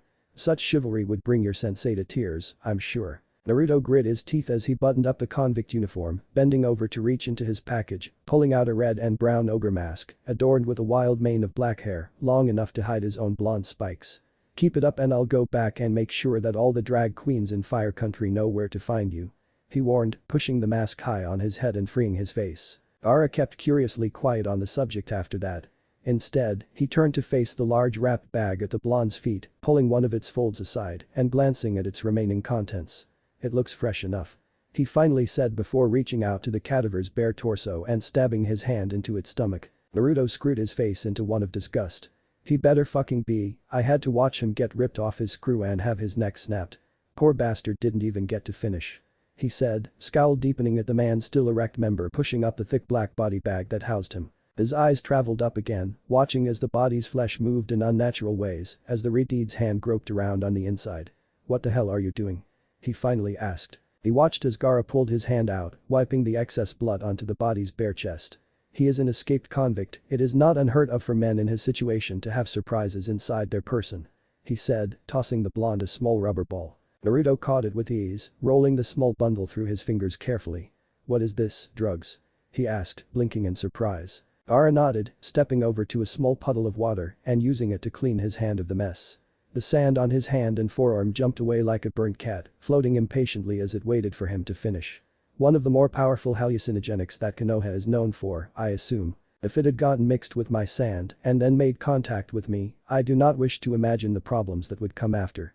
He explained, drying his hand against the lush grass at his feet before returning to his feet once again. Naruto, for the second time that day, felt like was going to throw up. It was bad enough he had to have someone killed, but hearing that Gaara intended to puree the unlucky bastard on top of it made him begin to really hate this damn idea. You're sick, you know. He huffed, tossing the bloody rubber ball back to Gaara. But of course. By the time Itachi Uchiha realized that he was being followed, he was already halfway to the large, secluded training grounds he had reserved for the day. His posture, expression, or air of calmness didn't change when he noticed, nor did he stop on his journey to his destination. The teen didn't bother to look around, as he had already pinpointed where his stalker was. The brown and black kitten gave a loud meow of greeting, quickly following his easy pace. Itachi sighed, his grip on his packed lunch tightening. You follow me every morning, and I never give you my food. He mumbled to himself, turning to glance at the kitten rushing up to his side. Shoo. He ordered lamely. The kitten meowed again, ears perking up in interest. Itachi. Said teen lifted his head quickly, glancing back down the road to see Sasuke rushing to catch him. The little boy managed to catch up after a moment, his breathing labored. Mom, he trailed off, gasping for air. Itachi turned to face his brother, patiently waiting for the boy to catch his breath. Mom? He asked again after a minute. Sasuke quickly stood back up, nodding. Mom told me to tell you that she's going to the market and I can't go. Itachi blinked. Why not? He asked, suddenly regretting the question. Sasuke shrugged. She said something about soap. The older of the brothers shuddered internally, wishing that he were as naive as the other at that particular moment in time. Instead, he nodded his head to signal for Sasuke to follow him. Shisui is waiting for me, so let's not be late. He smiled, quickly shoving any thoughts of his parents to the darkest recesses of his mind. Sasuke nodded in excitement, clicking his tongue at the kitten next to him and rushing ahead to race with it. The older of the brothers sighed, knowing that it was going to be a long day. Where is he? The half-naked young woman was thrown against the hardwooden wall of her room. Her face was covered in thick scratches, and her body started to show the angry red and purple bruises given by her latest guest. I don't know. She cried, screaming when the large man came up and grabbed her hair. Some ninja guy came in this morning and said he needed to know where he could find him. He was looking for him by name. She screamed hurriedly, desperately trying to get him to release her. The man paused in his fury, but quickly resumed his quest for answers and shook her, ignoring the woman's crying. So you gave him up, he demanded, shaking her again. She screamed in pain, feeling her hair and scalp being pulled away from her skull. The ninja guy paid good money and your bastard of a friend killed 13 of our girls. We were happy to see that freak go. The woman's moment of bravery was short-lived when the man crouched next to her, the thick scent of dirt and sweat nearly making her retch. She flinched away, closing her eyes tightly when the man reached up, grabbing the side of her face. What was the ninja's name? He asked slowly, the grip on her jaw tightening. We're prostitutes, she sobbed. We don't ask for names. If you ever plan on seeing tomorrow, you'd better tell me something I want to hear. The man warned, his hand slipping down to clutch her neck. With little effort, he lifted her from her heap on the floor and pressed her against the wall, a good 2 feet from the floor. The woman shook, her attention focused completely on his index finger hovering just above her eye. She desperately clawed at his hand, gasping for air. He was young. Maybe 17 or 18. She choked out. A sharp slam against the wall and the woman coughed, trying to remember details. He had blonde hair and tattoos on his face that looked like whiskers. He had blue eyes and a tan. He wore orange. The man huffed, pulling her forward, still dangling her in the air. Which way did he go? She lifted a shaky, pain-riddled arm and pointed east. Kakashi landed expertly next to Naruto and Gaara, his attention immediately on the noticeably dead body, dressed in the same getup as who he guessed was Naruto. He raised an eyebrow at the mask, slightly curious how the teen would be able to see out of it, as it didn't appear to have any holes for eyes. "I see that you two are right on schedule," he said airily, turning his attention to Gaara, who was once again sitting, his hands in the position that indicated that he were using the third eye jutsu. Iridi's face twisted into one of disdain. "There is a major problem." Naruto cursed, his hands resting on his hips impatiently. "Sasuke showed up," he supplied. "And Itachi's not alone. There's another Uchiha with him. We can't hold this shit off until tomorrow. After a few hours this asshole will be useless." Naruto growled, kicking the stiffening body. Kakashi sighed. "I'd hate to see you get dressed up for nothing." "What's with the mask?" he asked, honestly curious. Naruto snorted, knocking against the reinforced metal. "Heat resistant," he answered simply. Kakashi nodded. "Clever move, though if you're planning on being hit by fire jutsu, you should have gotten a lot more fire-resistant armor or clothes," he said, eyeing the tattered black and white convict uniform. If the blonde's body language were anything to go by, Kakashi guessed he were being mentally strangled. The teen Anbu captain frowned, walking up towards the corpse and lifting the mask. "At least you got the right guy," he offered lazily, huffing in mild amusement at the smudge of lipstick on the man's face. Naruto rolled his eyes. "Of course. Who do you think my sensei was?" The teen grouched, crossing his arms. It was true. Though Jiraiya's means to gather information were unorthodox and more often than not immoral, hardly any piece of fact or rumor could be kept from the man. Naruto had spent years with him and had seen most all of the Sanin's techniques firsthand. If there were one thing Naruto learned rather fast with Jiraiya, it was that women were not to be underestimated, particularly the ones who sold themselves. They were, more often than not, the first goal of a man who had spent time away from the world.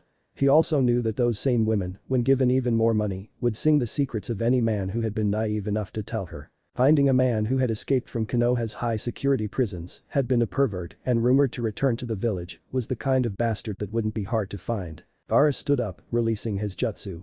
"We will simply have to revert to Plan B," he said. Naruto groaned. Kakashi glanced between the two, his eyebrow raised in curiosity. "What's Plan B?" "Hahaha." 3 Uchiha heads spun towards the south, 2 of which on high alert. What Itachi started, cutting himself short before having to dodge out of the way of a lunatic man in an ogre's mask. A single blink of the eye and the Sharingan spun behind his long eyelashes. "Sasuke!" Itachi shouted, summoning 2 shadow clones and ordering them to attack the stranger while he appeared behind his brother. The younger of the two let out a yelp, scared and unable to fully process what was going on. For lack of anything else to do in the mess, he clutched onto the back of Itachi's shirt with a white-knuckle grip and shuddered when he heard the stranger cackle insanely. The masked prisoner-looking man began to spin on his feet and sent 2 shadow clones of his own out towards the brothers. Itachi frowned, unable to tell the original from the clones because of the rapid movement. The third Uchiha, Shisui, quickly appeared at his side and was blocking and countering the melee attacks before Sasuke even saw the loud stranger approach. On his brother's back, the 6-year-old shook in fear. "Who are you?" Shisui demanded, catching the leg of one of the clones with one arm just as he blocked an oncoming kunai attack towards the back of his head. The 14-year-old Uchiha flicked his fingers, sending the kunai aimed perfectly towards the neck of the clone behind him. It ducked, backing off long enough for him to angrily lift his leg and shoot his foot out, slamming it into the captive clone's knee and effectively severing the limb. Cartilage, bone and blood exploded from behind, and just as the screaming clone released, the Uchiha spun, his shoulders leaning down and his blood-covered foot reaching up to slam its heel into the remaining clone's neck. "Shisui! Get down!" Itachi screamed from out of nowhere, and just as the long-braided teen's chest hit the ground, a powerful gust of wind flew over him, followed by the sound of blood spatter and dispelling clones. The eldest of the 3 Uchiha flew back up to his feet, rounding on his cousins. "You're still here, get Sasuke somewhere safe." The teen cut himself off by jumping as quickly as he could in front of his cousins, grabbing them and covering themselves from the blast of a grenade. "Fucking Uchiha. I'll get you for that," cried a chorus of 10 masked marauders from behind various trees, jumbling the Uchiha's idea of where he might be. Almost to add further insult to injury, Itachi felt his jaw set, hearing the poorly disguised voice of his enemy. "Identify yourself," Itachi demanded from behind his tree, hiding Sasuke and keeping the boy silent with a hand over his mouth. Sasuke's eyes turned towards his long-haired cousin, his eyes watching as the teen brought a hand to his lips, indicating for him to be silent. The boy nodded his head, nervous sweat trailing down his temple as he watched Shisui sink into the ground and disappear. Naruto grunted quietly in pain, the earlier clone's memories of pain making the limb dully ache. He ignored it. He had a job to do. It wasn't real, the pain would go away in a few seconds. He beat the back of his head into the trunk of the tree he hid behind. He didn't have enough time to sit around and bark back and forth with the Uchiha. The disguised blonde was quickly given a reason to move, catching sight of a small, unnatural shift in the wind just to his left. He jerked his body over, his right arm and leg being the only thing that left him latched by chakra to the thick branch. The long black mane of hair attached to his mask lost a few strands as a kunai adorned with an exploding tag landed mere inches from his face. Naruto grunted loudly, bringing himself closer to the branch just enough to give him proper leverage to push away. The tree exploded, sending sharp jagged chunks of splintered wood in all directions. Naruto coughed, gasping in pain and annoyance as he pulled a thin shard from his forearm. "Who the fuck are you?" Naruto growled, landing roughly on the ground and ignoring the wind as 3 of his clones flew past him, attacking the Uchiha in the higher branches. Naruto didn't bother sticking around long enough for an answer and turned on his heel, another clone dropping beside him and transforming into a Tetsubo. The sudden massive weight of the spiked iron club didn't slow him down much, and when one of the last hidden clones dispensed, Naruto grinned, feeling small amounts of sage chakra flow into him. The added strength made the massive weapon feel like a feather in his grip. Itachi and Sasuke had barely a moment to dodge before the masked Naruto blasted through the tree. The disguised blonde could feel the almost tickling sensation of chakra crawling over his skin in a thin layer. "Oh, no, you don't," he growled, twisting his body in the air and swinging the heavy weapon again. Itachi cursed loudly, nearly loosing his grip on Sasuke. This monster could tell when he was being placed under a Sharingan Genjutsu. "Stay still," Naruto shouted, landing with a crashing boom. On the ground and wasting no time before he swung the iron mallet again. This time, he drug it against the ground, throwing up a tall and thick cloud of dirt and debris that shrouded the Uchiha brothers. They were blind. Itachi coughed, shoving the scared and sobbing younger boy away from him. "Run," he ordered, creating 3 more shadow clones and ordering them to get Sasuke the hell out of here and somewhere safe. "Shisui." Naruto uncaringly registered that as the unknown Uchiha's name as he watched the little Uchiha make an attempt to flee. "Where do you think you're going?" he snarled, taking a step to race after him, stopping as he saw an impressive amount of Shisuis bleed out from the ground and surrounding trees. He set his feet, resting the intimidating Tetsubo over his shoulder. "His destination is none of your concern," they chorused, half lifting enough kunai and shuriken to turn him into Swiss cheese and the rest forming seals for various fire jutsu. "Identify yourself. Why are you attacking us?" he demanded again. Naruto huffed. "You're such a pain in the ass," he grumbled, quickly lowering his stance and letting his hands fly through a short series of seals. The 10 clones preparing the fire jutsu let them fly, hardly leaving a singe on the masses of chakra-reinforced black hair hurtling towards them, cocooning them, and squeezing the weak clones out of existence before heading straight towards the original. Shisui cursed, barely able to make it back into the cover of the earth in time to dodge. Once again, Naruto skipped over him and made his way towards Sasuke. "You're not finished here," Itachi yelled, surprising Naruto from above and catching the masked teen with a hellstorm of a phoenix flower jutsu. The Uchiha heir pushed himself off of his tree, tackling the smoking and cursing Naruto to the ground before he could escape. With a sharp pulse of chakra in his legs and feet, Itachi let out a loud screaming grunt of effort to kick away the insanely heavy Tetsubo. Itachi grabbed the convict striped jacket, ignoring the residual heat and stink of burned flesh and hair, and sat up, lifting the larger body of the masked madman and twisted, slamming the heavy freak into the side of a nearby tree. Itachi didn't give him a moment to catch his breath before he let loose with a barrage of powerful taijutsu combos, cracking the thick trunk of the tree more and more with every blow, before blasting him through it completely. Naruto hissed, skidding painfully along the littered earth of the forest floor before he managed to shake off the dizzying stars and sparkles spinning around his head. He grunted, tucking into himself to shield his head as he fell into an almost too fast roll on the ground. Once he managed to regain his sense of balance, he hopped, landing on all fours to glare ahead at the pissed Uchiha. "Fuck," he muttered, wincing as he felt the sting of his ribs pressing against his lungs. He stood up, taking a deep breath and ignoring the sharp pains that came with the internal pops as the bones realigned themselves and knit back together. He grinned, sighing in a teasing tune as he released a breath of air. "Aren't you a tough one?" he taunted, twisting his head in a curious angle. Itachi frowned, his feet skiffing the ground as he slid into a proper fighting stance once again. "I'll rip that mask from your face and reveal you for who you really are. You deserve only death if you think you can target the Uchiha and live. Curious about what's under the mask, huh?" Naruto murmured curiously, an idea forming in his head as he reflected back on a particular mission he, Sakura and Sasuke shared against Kakashi back in the day. "Why didn't you ask sooner?" He giggled madly, lifting his hands up, fingers wiggling teasingly as they clasped around the forehead of the iron disguise. Itachi set his jaw, Sharingan slowly spinning. The fingers paused.